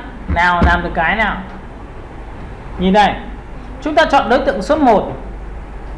Chúng ta làm mất cái hiệu ứng này đi thì có phải chúng ta chọn vào Object và chọn vào Pattern chính là làm mất hiệu ứng của Effect. Nó giống như đối tượng bình thường. Tại sao thế? Và thế tại sao có phải làm mất hiệu ứng làm gì để khi cắt? Vậy tôi hỏi bạn nha, đây nhá, tôi chọn cho bạn hai cái ra ngoài được chưa? Các bạn có đồng ý với tôi là theo thông lệ bình thường nếu tôi quét qua cả hai cái này, tôi dùng công cụ Shift M thì có phải tôi loại trừ đi phần thừa bên ngoài không ạ? Thử nhá, nhìn này, giữ phím A này, loại trừ này. Thì các bạn thấy làm sao ạ? Bởi vì bản chất của cái hình này nó vẫn là hình gì? Và nó bị vẫn là mang hiệu ứng đúng không ạ? Nên là khi mang hiệu ứng thì khi vào đây thì làm sao nó thẳng hàng được cho các bạn. Nên chính vậy mà tôi mới nói cho các bạn biết là trước khi cắt dao người ta phải làm gì? Mất hiệu ứng đi. Lý do hiểu chưa? Nào, Object, chúng ta chọn vào Pattern. Và lúc này chúng ta chọn vào kênh Alpha, ấn OK nhá. Nhìn cái này chưa? Rồi, bây giờ như là đối tượng thường rồi thì cắt chắc là OK, thì tôi cứ làm cho 3 cái thì Object tôi chọn vào đây, tôi lại chọn vào cái số 2. Tiếp theo tôi chọn vào đây, tôi sẽ chọn vào Object, tôi chọn vào cái số 3. Xong 3 cái chưa? Rồi, tôi chọn đối tượng số 1, tôi chọn đối tượng số 2, loại trừ phần này đúng không? Giữ phím man quá đơn giản, một thằng, chuẩn chưa? Rồi, tiếp theo, thằng thứ hai chọn vào đây, giữ phím man. Thằng số 2 đã mất. Tiếp theo, tích vào đây, thằng số 3. Thấy chưa? Các bạn thấy là cái hình này của tôi chuẩn chưa? Và sau khi đã có chuẩn như này thì các bạn có đồng ý với tôi là riêng cái hình này chúng ta có thể chọn vào một cái lệnh là Object. Chúng ta sẽ chọn vào phần Path và chúng ta chọn vào Offset Path không? Còn nhớ Offset Path không ạ? Một là to lên, hai nhỏ đi thì có phải nhỏ lên thì nó có được như này không ạ? Tạo khung viền luôn. Và lúc này tôi chỉ việc chọn vào đây rồi, tôi chọn màu thôi. Đấy ạ, quên mất, chuột phải ungroup, khổ quá. Chọn vào đây. Được chưa? Và lúc này tôi hỏi bạn nhé, tôi chọn vào File và tôi chọn vào phần Plate. Đưa cái này vào là chắc chắn chết. Là về biển mà. Chọn đối tượng số 2, chọn đây Ctrl số 7. Các bạn hiểu bản chất mà của tôi vừa làm cái này chưa? Và sau khi đã có cái này xong thì các bạn có đồng ý với tôi là tôi có hình này và tôi có thể chọn vào cái Overlay. Một thằng, tôi chọn vào đây Overlay 2 thằng. Các bạn biết Overlay tại sao nó bị như này không ạ? Bởi vì sắc độ của này cực kỳ yếu, tôi đã dạy từ hôm trước rồi. Nên là cái cách chọn sắc độ ấy, người ta có kinh nghiệm là nếu hòa trộn không nên, tôi có thể chọn cái này đậm xuống tí. Đấy, có kết quả không? Đúng chưa? ăn nhau ở chỗ là có kinh nghiệm thôi, nhìn 100 gram mà cái này cũng là 100 gram này, vậy thì tôi sẽ cho cái này đệm đậm nữa được không ạ? Đây, tốt chưa, hiểu cái này chứ không ạ? Okay. Rồi cũng tương tự như vậy, có những cái thiết kế của chúng ta nó có thể bắt đầu từ 120% lấy đâu ra, nó có 120% lấy đâu ra, cổ từng cái bị ở vớ vẩn. Rồi tiếp theo cũng là hình tròn, bình mới hiệu cũ. Ok, chúng ta chọn vào đây hình tròn được chưa? Em sáng tạo đấy, làm chốt sale là đúng rồi. Rồi ok, chúng ta sẽ chọn vào đây, đây hình tròn đúng không? Các bạn sẽ chọn vào effect cho tôi, các bạn sẽ chọn vào đây, các bạn có nhìn thấy zigzag không? Zigzag có nghĩa là tạo răng cưa, mà răng cưa rất đều nhau thì có phải tôi tích vào đây một cái thì tôi sẽ làm, nhìn thấy răng cưa chưa? Tự nhiên là ra cái đều nhau như này. Với cái này các bạn sẽ có độ nông sâu, và cái này thì các bạn có sẽ số lượng nông sâu. Ok, tôi sẽ lăn chuột xuống như này đúng không ạ? Nào lăn chuột xuống tí, lăn chuột xuống tí. Ok, lăn chuột xuống tí. Và cái này có thể thấp như tí nữa đúng không ạ? Đấy ạ. Và bạn có thể chọn smooth không ạ? Sau khi làm xong tôi ấn ok. Về nguyên tắc để cắt thì phải làm sao ạ? Có mất hiệu ứng không? Lại mất hiệu ứng offset. Chọn vào đây, đúng không? Cái này nó cũng là bố cục đấy, nhưng mà mình có thể là dùng bố cục hình tròn nhưng mà lại bị theo kiểu lượn sóng tự do. Loại thứ hai là tạo ra rất đều nhau, tại vì làm cho bánh ngọt được mà, đúng không? Chọn vào đây, ấn kênh alpha và ấn ok. Thế là xong. Chọn đối tượng 1, chọn đối tượng 2 và này cắt dao. Thấy chưa? Và sau khi cắt dao này ném nào để song song, bây giờ lại chọn đối tượng này, lại offset, lại path, lại offset path, nhớ chưa? Và lúc này các bạn thấy là tôi sẽ không chơi tròn này nhỏ lại nữa, tôi thích to ra, tôi ấn ok. Lúc này khi to ra tôi sẽ chọn đối tượng này, tôi chuột phải ungroup. Chọn đối tượng 1, chọn đối tượng 2 và lại loại trừ bằng công cụ Shift M. Rồi xong. Bây giờ cái này của chúng ta chỉ cần chọn hòa chỗ là over này. Đúng chưa? Và cái này tôi có thể cho nhỏ lại được không? Object. Tôi chọn vào path, tôi chọn vào offset path. Cái này tôi lại không thích to ra nữa mà tôi thích nhỏ đi. Đấy, kiểu thay đổi liên tục. Và sau khi làm xong thì bây giờ tôi hỏi bạn nhé, tôi kéo đây, tôi chọn cho các bạn một cái màu. Có nhìn cái màu này của tôi không? Chọn vào file, rồi lại chọn vào phần plate, lại chọn vào biểu tượng là cái gì? Đây, tôi sẽ chọn thư viện ảnh, tôi chọn vào B.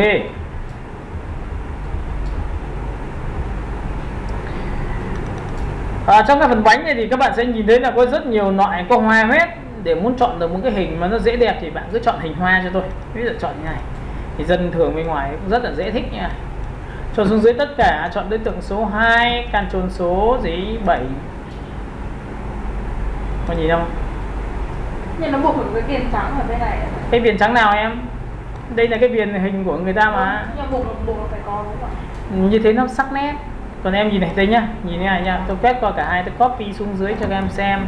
So sánh giữa hai cái này, một cái là có viền trắng, một cái là không có viền. Đây ạ. Xóa nhá. Nghĩa là cái hình nó tràn hẳn ra ngoài luôn. Đâu cái hình nào tràn ra ngoài? Cái viền là cái này là vẫn là trong mà em. Không, nghĩa là cái viền này nó tràn hẳn lên đây. Được chứ, nhưng mà mỗi tội là phải làm thủ công tí thôi. Kéo à? Bắt buộc em phải làm thủ công, đó là em sẽ chọn vào vị trí này, em tích vào đây một điểm này, em nhìn cho em đẩy lên đây. Cầm này em đẩy vào đây. Tất nhiên là em sẽ làm thủ công. Cái gì nó cũng có giá, nhưng có những cái nó nhanh thì có những cái phải làm nhiều kiểu hơi như này này. Cái này em chỉ bẻ cong một tí thôi là được rồi, đúng không? Nhưng mà dù sao là uốn một tí đấy còn đỡ hơn là cái việc mà em phải ngồi em uốn hết thì chắc chết đi. Hiểu cái này chưa ạ? Ok, thì cái này cũng là một bài về hình gì? Hình tròn. Rồi. Vậy thì với cái bài hình tròn như này thì bạn có thể chọn qua giá trị tiếp theo là hình lục giác. Cái này thì nó sẽ mang phong cách đậm cái giá trị là các bạn vẽ, chọn đối tượng này. Cách vẽ rất đơn giản, bạn tích thẳng vào đây, bạn sẽ có số cạnh. Đúng không? Ấn ok, thử xem. Đúng hình lục giác rồi. Cách thứ hai, bạn vẽ ra một biểu tượng như này và ấn nút lên trên là tăng số cạnh, ấn nút xuống dưới là giảm số cạnh. Nhưng cái này nếu mà tôi tăng số cạnh như này thì có hay thú vị không ạ? Đây ạ. Các bạn có thấy nhiều số cạnh chưa? Nhiều cạnh không?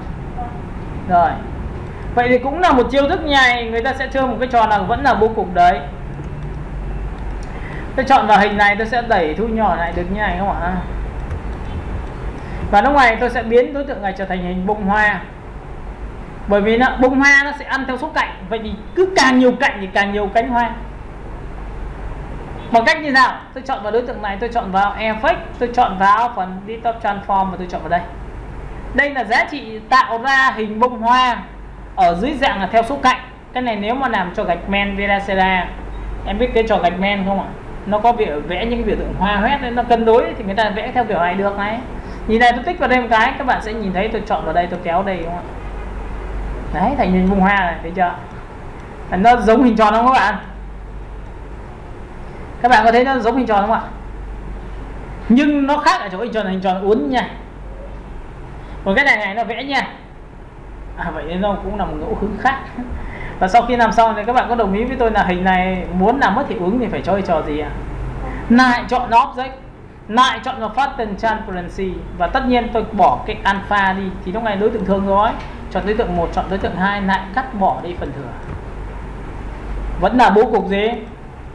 Các bạn có thấy rất là giống bố cục hình tròn không ạ? Rất là giống bố cục hình tròn đúng không ạ? Và lúc này thì các bạn sẽ nhìn thấy là cái hình lục giác của chúng ta có thể làm được cái gì nữa. Chúng ta sẽ vẽ sang đây bố cục hình lục giác. Là chúng ta sẽ bớt cạnh này đi. Ít nhất là nó sẽ là mấy cạnh nhá. Và cạnh này nó có phải là tam giác đều không các bạn? Giống tam giác đều chưa? Mà đã là tam giác đều thì bây giờ các bạn có thể chơi một cái trò như nào? Tôi sẽ chọn vào đây này, nhìn này. Hôm trước chúng ta vất vả cái chuyện là hình tròn đó, vẽ qua đây đặt vào đây phát. Nhìn thế này chưa? 45 độ chọn vào đây phát. Nhưng trước khi làm này, nhìn này. Bỏ qua cái này đi, chọn 1, chọn 2, dùng Shift M loại trừ phần thừa. Được luôn. Nhìn cái vát chéo chưa? Mà vát chéo này cực kỳ chuẩn nhé. Vẽ này. Được cái này không ạ? Em có thấy chơi tròn là dùng phím O và đảo ngược lại không ạ? Dùng O đảo ngược lại biết chưa? Ok, cầm cái điểm này lắp vào đây cho tôi. Thấy chưa? Có thể dùng bố cục này được không ạ? Người này đang cầm túi, còn đây là túi sách được không ạ? Thì các bạn sẽ chọn vào đây, bạn sẽ thu nhỏ lại đây cho tôi. Đây là bố cục đấy. Tiếp theo cũng là bố cục đấy, tôi sẽ vẽ vào đây một tí nữa và tôi sẽ chơi một cái tròn, tôi vẽ vào đây, tôi tăng độ lên là 4 cạnh, 5 cạnh, 6 cạnh. Và đã là 6 cạnh thì các bạn có thể chọn vào vị trí số 1. Tôi sẽ phóng to. Cái này thì các bạn biết rồi, làm trò này đúng không? Còn nếu bố cục của xưa không? Chọn 1, chọn 2, lại chọn vào công cụ Shift M, vẽ nhảy chuẩn hơn. Thấy không? Và em có biết rằng người ta vẽ cái hộp phấn mic không? Thì cái này là phải cân vào giữa không ạ? Thì để muốn là em biết thuốc 3 con 5 không? Đó. Nó vẽ bố cục như kiểu xoay dọc cái này đấy. Cái này có thể làm steady không em? Tôi chọn đối tượng số 1, tôi giữ Shift, tôi chọn đối tượng số 2 và tôi muốn căn cái đối tượng bên trái vào giữa cái chiều ngang. Thì tôi tích thêm một nữa đối tượng gốc này, nhìn này, căn chỉnh, chọn đối tượng số 1, giữ Shift, chọn đối tượng số 2, chọn chưa? Bây giờ bạn muốn đối tượng nào nằm gốc có nghĩa là cái thằng kia phải căn theo tôi, đúng không? Thì tôi tích thêm một lần. Em thì tích thêm một lần chưa? Và lúc này các bạn có thấy là align là Shift F7 thì chúng ta biết chưa? Đây ạ. Căn đối tượng theo chiều nằm ngang, có phải đây là ngang chưa? Đấy, kích vào đây. Đấy nhá, nhìn này chưa? Nhìn nhá. Tôi để lệch cho các bạn xem, chọn đối tượng 1, chọn đối tượng 2, tích thêm lần nữa ấn vào đây. Vậy thì các bạn yên tâm một điều, cạnh này sẽ bằng cạnh này. Mà đã bằng như này thì tôi sẽ quét qua này, dùng Shift M loại trừ, chuẩn chưa? Chính xác luôn. Bạn có bao giờ dùng hình tròn chưa? Đây, bố cục hình tròn tôi cũng làm như thế luôn. Nhìn này, vẽ một cái hình tròn, vẽ ở đây, chả biết nó có lệch hay không, được không? Tôi sẽ đổ một cái màu đây. Chọn đối tượng số 1, chọn đối tượng số 2, tích thêm một lần nữa vào đây. Căn đối tượng theo chiều nắm ngang. Đây, mình di chuyển kinh phết, di chuyển như là từ căn chỉnh ấy. Chọn vào đây, chọn 1, chọn 2, tích vào đây một cái nữa, ấn vào đây. Thấy giữa chưa? Tôi đảm bảo cho bạn biết đường cong này cực kỳ chuẩn, nó đều cả hai bên. Vậy sau khi đều hai bên thì tôi có thể quét qua và dùng công cụ Shift M và loại trừ. Có phải được cái này không ạ? Đấy, bố cục hình lục giác của chúng ta có thể vẽ được cái hình như thế này, có thể vẽ được hình như thế này, có thể vẽ được hình như thế này. Tại bố cục chúng ta phải làm rất nhiều loại, không chưa? Rồi tiếp theo các bạn sẽ nhìn thấy bộ ngôi sao. Hình ngôi sao này của chúng ta là khi chúng ta tích vào đây một cái mà chúng ta vẽ ra biểu tượng như sau, là tôi vẽ vào đây. Bạn có nhìn thấy số cạnh không ạ? Tăng số cạnh được không các bạn? Ấn nút lên trên, tích vào thêm, nó tích thêm, nó tích thêm, nó tích thêm, nó tích thêm, nó là nhiều số cạnh. Còn ấn nút xuống dưới là sẽ giảm số. Có đúng không ạ? Sắp đến bóng đá Việt Nam thì có nhiều người hồi xưa còn đi bán cờ Việt Nam, em in đề can xong rồi đi dán ở đường phố này 50.000 một cái. Ok, đây để muốn vẽ ngôi sao chính xác trong quy trình khi vẽ, các bạn giữ thêm phím Alt cho tôi. Đây là ngôi sao chính xác nha.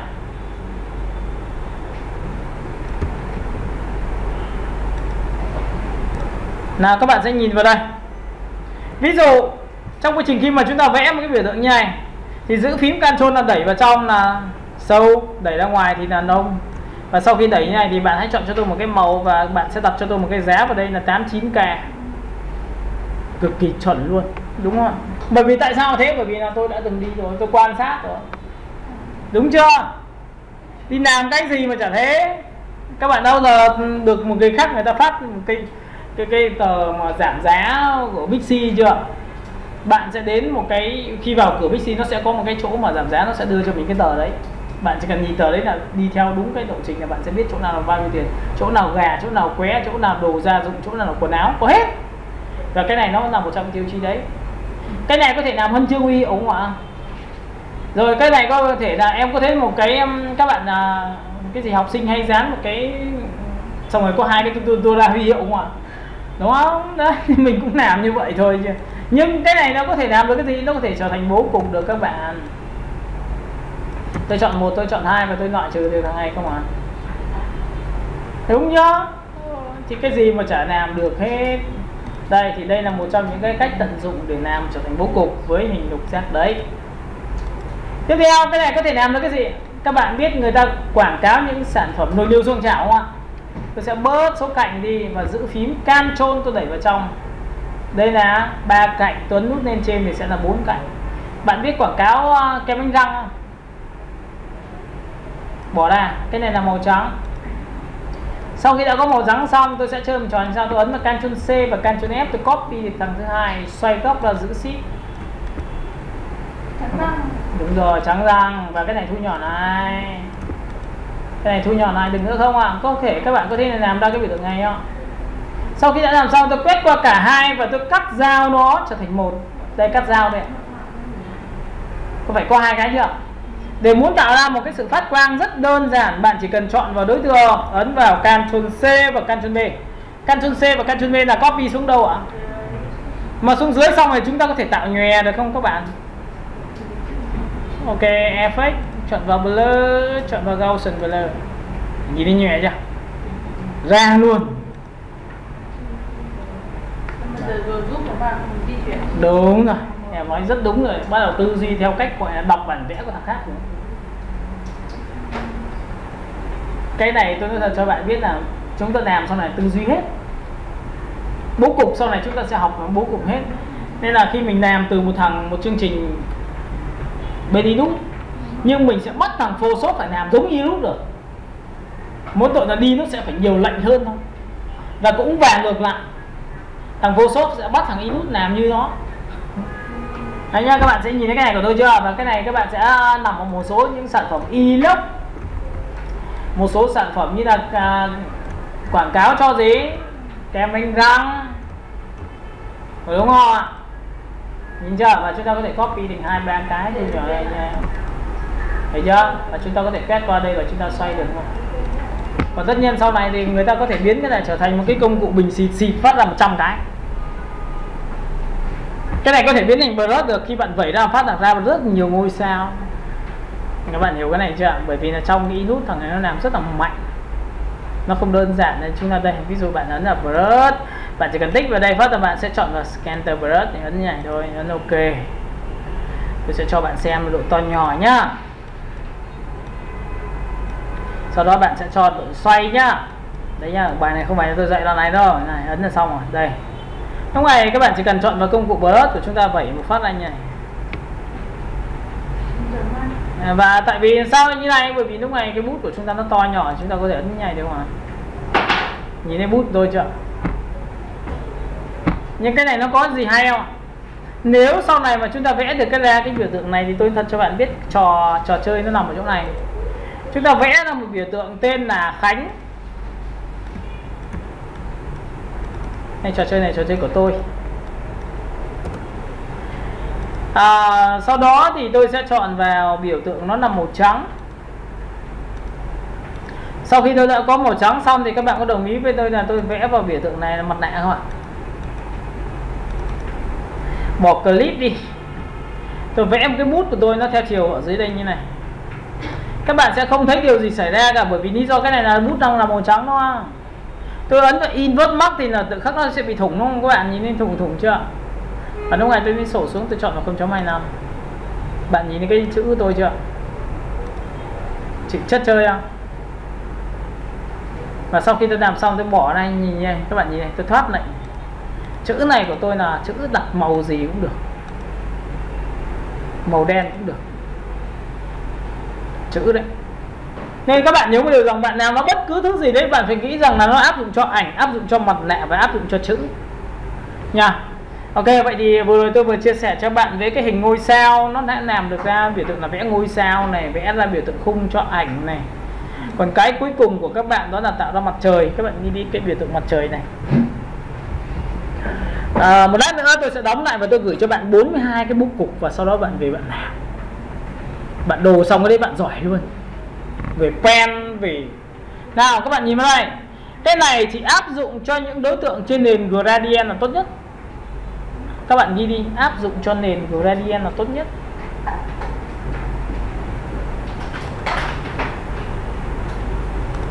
Nào, đây ạ. Hôm trước tôi đã chỉ cho bạn rồi, đó là gì? Bạn vẽ làm phát nên nó tạo ra hình tròn. Nhìn không ạ? Và sau khi vẽ xong thì bạn từ tâm nó bạn kéo ra hướng của cái mặt trời. Và cái này chỉ nằm trên nền gradient là tốt thôi. Còn nền bệt như này thì cái hòa trộn nó rất yếu. Các bạn hiểu cái này chưa? Và cái này chỉ sử dụng cho việc nhấn nhá hình ảnh thôi. Và một số hình ảnh thì khách hàng người ta thích kiểu này, còn một số khách hàng thì không thích thì tuyệt đối đừng có cho vào. Các bạn hiểu cái này nhá. Nên tôi nói cho bạn biết là trong con người tôi nó có rất nhiều kiểu, ở hiện đại có, ở quê có. Nên là tôi kể cho bạn một cái câu chuyện tại sao chúng ta thiết kế một cái giá trị về phân bón này. Mình làm cho người dân bình thường thì mình cũng bình thường thôi. Đừng làm hiện đại quá, đừng làm bắt mắt quá. Làm bắt mắt quá thì người ta lại không mua. Có đúng không ạ? Các bạn hiểu cái này chưa? Kiểu giống như thế hệ của mẹ chúng ta hồi xưa biết cái loại dầu của đậu Sunsilk Bouquet không?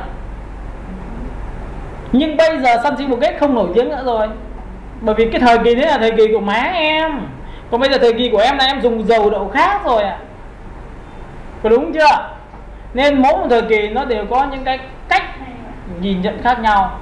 Hồi xưa các bạn biết là dầu đầu mà người ta chỉ đi mua cái bouquet em, cái bouquet xong rồi về cái thế bà chúng ta, bây giờ tôi phải nói đời bà của chúng ta luôn, là mua cái bouquet đây về đun nước lên xong rồi cho vào, xong bắt đầu là lấy nước đấy gội đầu thì tóc rất là mượt. Ngày xưa lá hương nhu đấy em có nhớ không ạ? Chắc con này các bạn, nếu một số bạn này sẽ không bao giờ có cái tuổi thơ thế đâu ạ. Tôi thề các bạn luôn. Nhưng vậy thì hồi xưa sau khi có thì phát nào ra luôn cái dầu đầu bồ kết em, bán chạy khủng khiếp. Nhưng sau khi bắt đầu là càng ngày càng thay đổi thì câu chuyện là khác nhau lắm nhỉ. Rồi, vậy thì hôm nay tôi đã chia sẻ cho các bạn này đúng không? Bây giờ tôi sẽ chia sẻ với các bạn tiếp theo, đó là gì? 42 bố cục. Tại sao phải làm cái này? Bởi vì khi làm cái này thì giỏi. Bây giờ mình muốn lưu một cái thì lưu như nào? Lưu cái gì em? Lưu một cái trong một cái này là lưu như nào? Thì lưu như bình thường thôi, Ctrl S thôi. Nhưng mà nó là lưu hết tất cả. Ok, vậy thì để muốn lưu một cái thì chúng ta sẽ quét qua một cái. Ctrl C đúng. Tư duy rất đơn giản. Cần tạo ra một file mới, bớt nó sang, đúng không ạ? Còn em muốn lưu file ảnh cơ. Em muốn lưu khô ảnh thì khác nhé. Em muốn lưu sang ảnh. Đấy thì cho hỏi mà không đến nơi đến chốn là một người phải trả lời rất nước đôi. Rồi, để muốn lưu thành file ảnh thì người ta sẽ chơi một cái trò như sau. Ví dụ đây là file thiết kế chúng ta làm rất nhiều, lấy đâu ra khổ giấy bây giờ, thì người ta có công cụ, đó là công cụ gì? Shift O. Công cụ ship on là công cụ quản lý khổ giấy, và chúng ta muốn biến bất cứ cái gì trở thành khổ giấy thì chúng ta chỉ cần tích đúp vào nó thôi. Vậy thì có phải thiết kế của chúng ta đúng bằng hình này không ạ? Chúng ta tích đúp vào đây. Đấy, thêm một cái mới, abort mới, tích đúp vào đây, abort mới, tích đúp vào đây, abort mới. Và yên tâm một điều rằng sau này thì chúng ta sẽ nhìn thấy này, nhìn đây, abort đấy. Nhìn đây, abort chưa? Nhìn chưa? Và đây là bây giờ bạn xuất file ảnh nào thì nó chỉ xuất trong khổ giấy thôi. Và xuất trong khổ giấy thì người ta bằng cái gì? Chọn vào file, chọn vào cái này là khách hàng yêu cầu. Em đưa cho anh card visit mà đưa cho cả đống này thì người ta không xem được đâu nhá. Tôi chỉ muốn xuất card visit thôi, tôi chọn vào export, và đây là export theo khổ giấy. Hiểu cái này chưa? Đó, rất đơn giản như này thôi. Thì export thử đi thầy. Từ từ bình tĩnh nhé, mọi người đã ghi, mấy đứa đang ghi.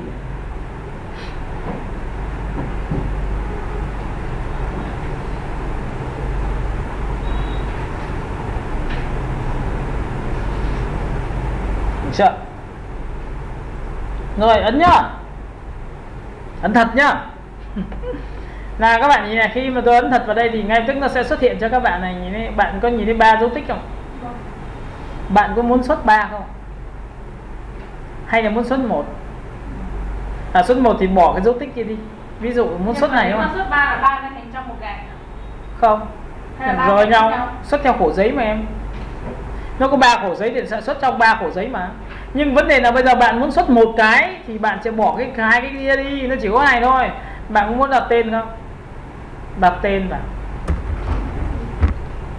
Sau đó bạn chọn một đường link ổ cho tôi, đó là gì? Thì ok, tôi sẽ chọn một cái biểu tượng gì, tôi sẽ để là desktop. Tôi sẽ đặt một cái folder mới luôn. Hình. Thấy chưa? Tích vào đây, select, chọn vào hình rồi. Sau khi kéo xuống dưới thì bây giờ bạn sẽ nhìn thấy ở đây nó có chế độ 4x là chất lượng cao. Sổ cái này xuống thì gọi là chất lượng 1x là chất lượng thấp. Và thường thường 1x tôi sẽ xuất cho khách hàng xem, bởi vì không in được. Đấy, rất đơn giản như vậy thôi, chỉ nhìn thôi. Hoặc phương thức thứ hai là tôi chụp màn hình, biết chụp màn hình không ạ?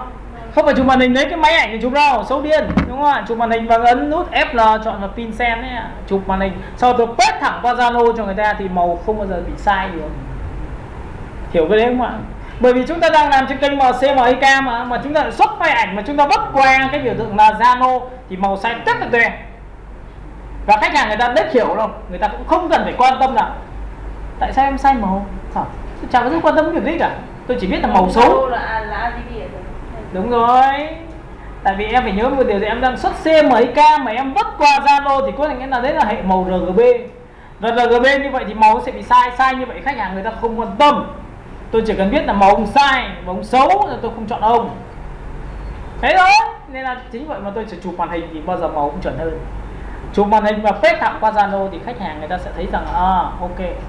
Và khách hàng sẽ không bao giờ lấy được file thiết kế của tôi. Chụp màn hình thì làm sao lấy được? Trừ trường hợp thằng cú đấm ăn xôi gọi là cái gì? Vẽ logo mà em chụp cho nó phát là nó đổ lại. Thế tự nhiên mất luôn logo. Tôi thấy các bạn luôn. Nên là làm có nhiều thằng trên đời nó xấu tính lắm. Có nhiều thằng trên đời nó bựa tính lắm. Nói câu đúng nghĩa của nó là bựa tính. Vậy chỉ sảnh ra là đi ăn cắp, gọi là nói xong rồi lấy thiết kế của người khác. Thì tóm lại là gặp tôi thì có thể lấy được nhưng mà nó hơi vất vả. Nó vất vả lắm. Bởi vì nguyên tắc của tôi là khi thiết kế xong thì bao giờ tôi cũng lấy 50% tiền. Còn 50% còn lại ok, chụp lại đi thuê là khác, phải mất đến 200 đến 300 mới đổ lại xong được cái đấy. Mà 200 đến 300 mà nó lại đồ tệ quá thì thôi lại mất 200 nữa thì có phải dở hơi không? Và tất nhiên nó sẽ không nhận được cái giá trị đằng sau của tôi. Bởi vì tất nhiên chúng ta mỗi người đều có một giá trị. Hãy làm cho nó bất bình thường đi thì nó sẽ không bao giờ bình thường được. Đúng không ạ? Tôi lại chém gió phong thủy kinh quá nên bảo là ok vậy đi. Thầy ơi em muốn làm logo thầy để làm gì? Bởi vì tôi nói được phong thủy đấy. Tôi nói được tuổi của bạn bao nhiêu, bạn nhà bạn sắp xếp như nào, đúng không ạ? Vậy thì thôi thà rằng em mất 200.000 hoặc 500.000 nữa nhưng mà em được nói chuyện với thầy có khi em sẽ may mắn được hơn. Tội gì mình bỏ ra 500 để may mắn, có khi sau này kiếm được tiền tỷ thì sao? Nên đối với những người ta nhìn xa ấy, người ta sẵn sàng là trả một cái đồng tiền để cho dịch vụ của bạn. Dịch vụ của bạn ở bên ngoài đi người ta gọi là giá đắt, đúng không? Nhưng người ta mua cái giá đắt của bạn bởi vì bạn có giá trị. Còn nếu bạn không có giá trị, xin lỗi luôn, nó không bao giờ mua luôn. Bạn cứ xem. Có nhiều thằng tại sao nó thiết kế hàng logo 200, nhưng có những người ta thiết kế phải là tiền triệu. Nó khác nhau cái gì à? Chả khác nhau gì, đều phải vẽ bằng tay, xong phải đồ lại hình, xong rồi gửi lại cho khách hàng, giống hệt nhau. Mà chưa nói là xuất phát thân là giống nhau nhá. Bạn nó trường mỹ thuật, tôi cũng có trường mỹ thuật, giống nhau không? Nhưng tại sao thằng kia nó bán 2 triệu mà mình lại chỉ bán 200.000? Bởi vì thằng 2 triệu nó có giá trị hơn thằng 200.000. Nó có giá trị, đấy là giá trị con người của nó, đúng không ạ? Các bạn hiểu cái đấy chưa đã? Nên là tại sao mà chúng ta phải nâng cao cái giá trị đó là cái gì? Thương hiệu cá nhân. Nên là thương hiệu cá nhân, nói thật cho bạn biết là nhiều lúc mà chúng ta, cái người mà người ta sở hữu đám đông thì nói phép được, người ta hiểu là đúng. Nhưng ông chỉ có một mình thôi mà ông nói phép là người ta bảo ông này nói phép, có đúng không ạ? Nên các bạn nhớ một điều rằng chúng ta phải nâng cấp lên phiên bản cá nhân của chúng ta lên thì chúng ta sau này mới có giá trị được. Một cái con người mà muốn làm việc với bạn online và người ta rút tiền trong túi người ta ra và người ta ấn chuyển khoản cho bạn, lý do tại sao? Nó giờ nhìn thấy mặt bạn đâu mà nó chuyển tiền cho bạn? Cảm giác còn lâu nó có cảm giác. Khách hàng không ngu như thế đâu ạ. Các bạn nhớ một điều là khách hàng không ngu, không bao giờ chuyển cho mình đâu ạ. Bởi vì sao? Cái thương hiệu cá nhân của bạn đang lớn rồi, nên người ta sẵn sàng chuyển khoản cho bạn. Em hiểu cái đấy chưa đã? Tại sao lại chuyển khoản cho bạn? Bởi vì trong hồ sơ cá nhân của bạn là bạn up quá nhiều sản phẩm về thiết kế, nên chính vậy nó mới nói bảo em ơi em thiết kế banner cho anh đi ạ. Và thiết kế banner ok, em nói giá xong người ta chuyển khoản. Bởi vì lý do sao? Trong cái thiết kế của em đã quá nhiều rồi thì nó mới tin được. Chứ tội gì mà em nói 2-3 câu phát tôi chuyển khoản luôn, làm thiết kế của tôi còn lâu đấy. Các bạn biết là em đã làm những sản phẩm đó là trực tiếp rồi, nhưng làm online nó phải là giá trị khác. Chứ chưa nói là nhiều thằng làm mình phải rất là gấp. Và phần thứ hai là mình phải có quy định. Tôi đã từng giới thiệu cho rất nhiều người về em của tôi, hoặc thậm chí là giới thiệu cho học sinh của tôi về khách hàng. Thì tôi luôn luôn nói một câu rằng là nó có thể là bạn của tôi, nhưng không phải là bạn của các bạn đâu ạ. Nó không bao giờ phũ với tôi, nhưng nó sẽ phũ với các bạn. Nên đừng bao giờ nghĩ là ui bạn của thầy Khánh này, thôi mình cứ làm đi, sau này kiểu gì mình lấy tiền còn lâu nhá. Tôi nói trước rồi đấy. Nó có thể là bạn của tôi nhưng không phải là bạn của bạn. Nó có thể phũ, nó không phũ với tôi nhưng nó phũ với bạn được. Nó liên quan gì đâu, chả liên quan gì cả. Bởi vì bạn làm bạn cầm tiền mà, tôi có được đồng nào đâu. Chính xác chưa? Nên chính vậy tôi khuyên tất cả những cái người học viên của tôi là luôn luôn làm bao giờ phải có quy định là trước khi đưa cho khách hàng phải đóng dấu vào, chụp màn hình cho an toàn, đúng không ạ? Thậm chí đến nỗi mà nhiều lúc mà cái người mà tôi quen nhưng mà tôi vẫn cứ bảo các bạn mới làm như thế. Có nghĩa là gửi cho khách phải chụp màn hình. Đúng rồi, tội gì mong chụp. Đừng có tin ai, họ Tào Tháo mà tin sao được. Nhưng mà chụp xong thì là người ta vẫn có thể nhờ người khác chụp lại. Đúng rồi, mất 200.000 em ơi. Nhưng mà trước khi làm được đó em phải mất 500 cho tôi trước rồi. Tôi lấy logo 1 triệu cơ, em mất 600.000. Nhưng vấn đề là tôi chưa làm toát cái giá trị con người của tôi thôi ạ. Bạn biết không? Bởi vì tôi tư vấn, tôi nói chuyện nhá, một lúc sau là thích đấy. Bởi vì một cái đồng chí mà em làm bất động sản, tôi nói chuyện xong rồi về thương hiệu cá nhân của ông tại sao người ta không bán được, tại sao nói như lúc sau bảo là ok. Bạn biết không? Đầu tiên làm logo xong rồi làm luôn banner, một lúc sau lại làm luôn hệ thống banner của website luôn. Lý do tại sao làm lắm đấy, mà trong khi đó đầu tiên người ta chỉ làm mỗi con logo không thôi, đúng không? Vậy chúng ta phải có kiến thức chứ, đúng không ạ? Chứ chưa nói là bảo là sau này tôi còn có nhiều thứ trò khác cơ mà. Các bạn hiểu không? Đặc biệt trong tay mà chúng ta lại cầm đầu một hệ thống dịch vụ này, truyền thông bằng chạy quảng cáo ấy, thì thôi nói thật bạn, nói phép cũng ngon tiền, tôi nói phép cũng có tiền luôn, đúng không? Bởi vì là khi mà em làm logo xong nhá, đúng không ạ? Tôi chỉ cần hỏi bạn là cho mình hỏi là bên bạn bán hàng kiểu gì, online đúng không? Bạn chạy quảng cáo thì thường người bạn sẽ được bao nhiêu khách trên một giá trị tiền như này, đúng không?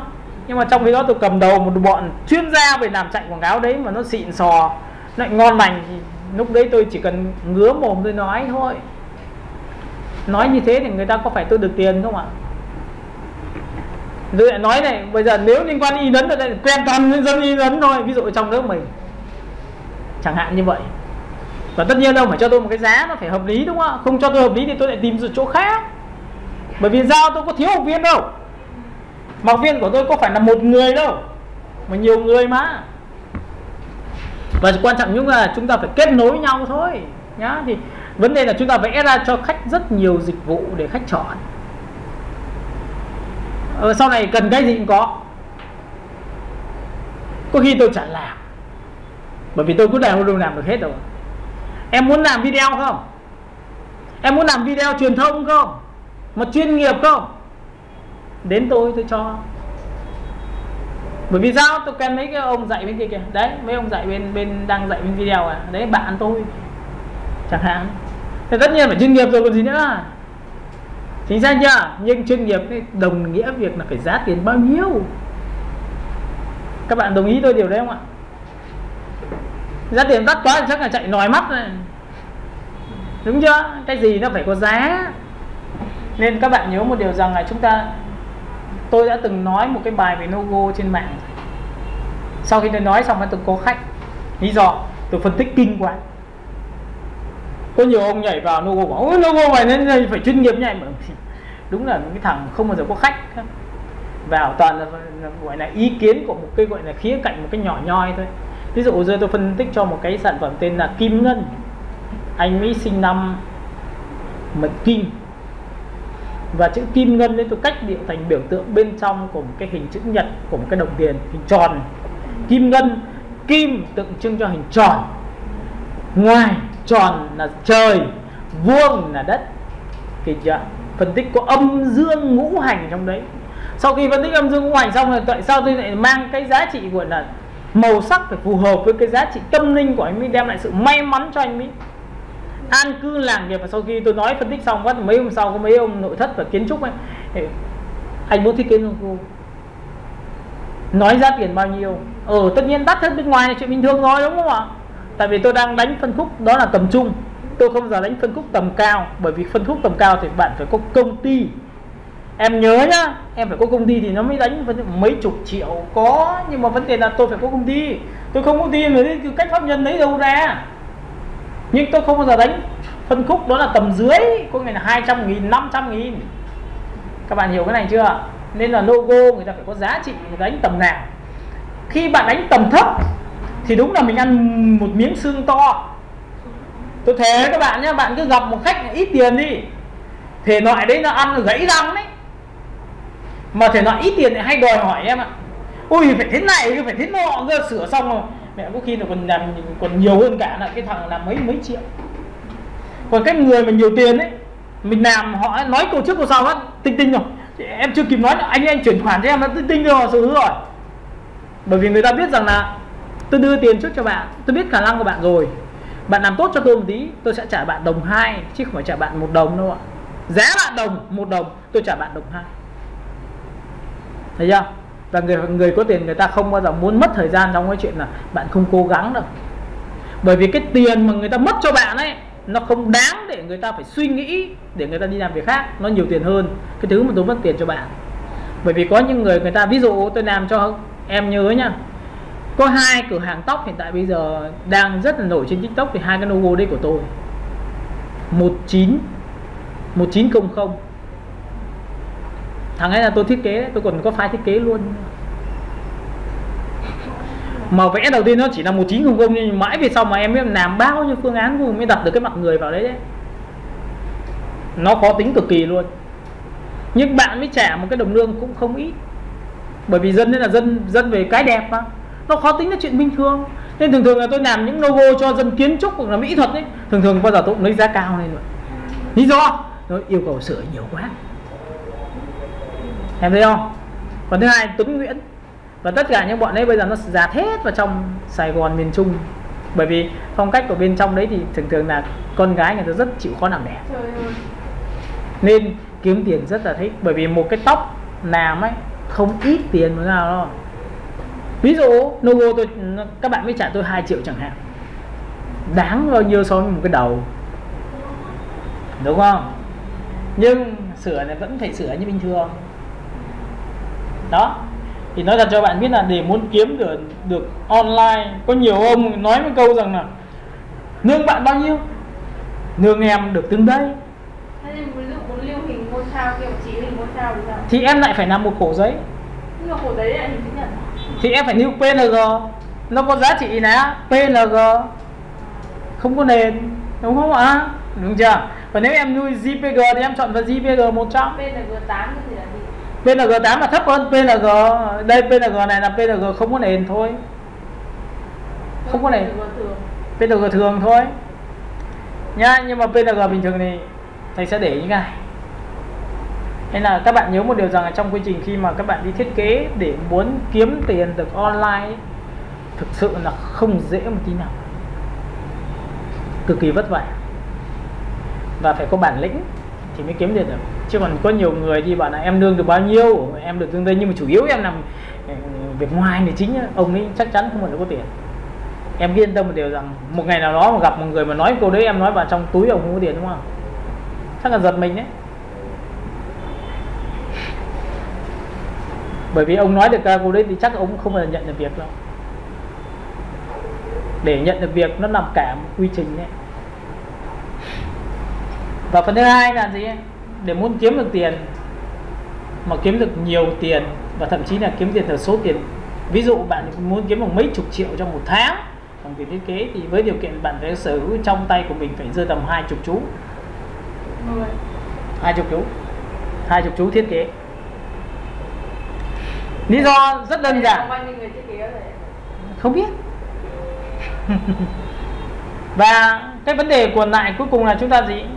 Chúng ta biết làm quảng cáo, chúng ta mang một cái công việc về thiết kế banner về nó rơi tầm 300.000, thì bạn sẽ chia cho cái người làm của bạn là 150.000, còn bạn chỉ được 150.000 thôi.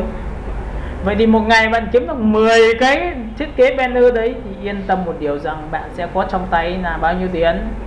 30 triệu. Em trừ chi phí cho chạy quảng cáo đi chứ, thì chết thật, cứ làm được bao nhiêu mình hưởng bấy nhiêu à? Có đúng không?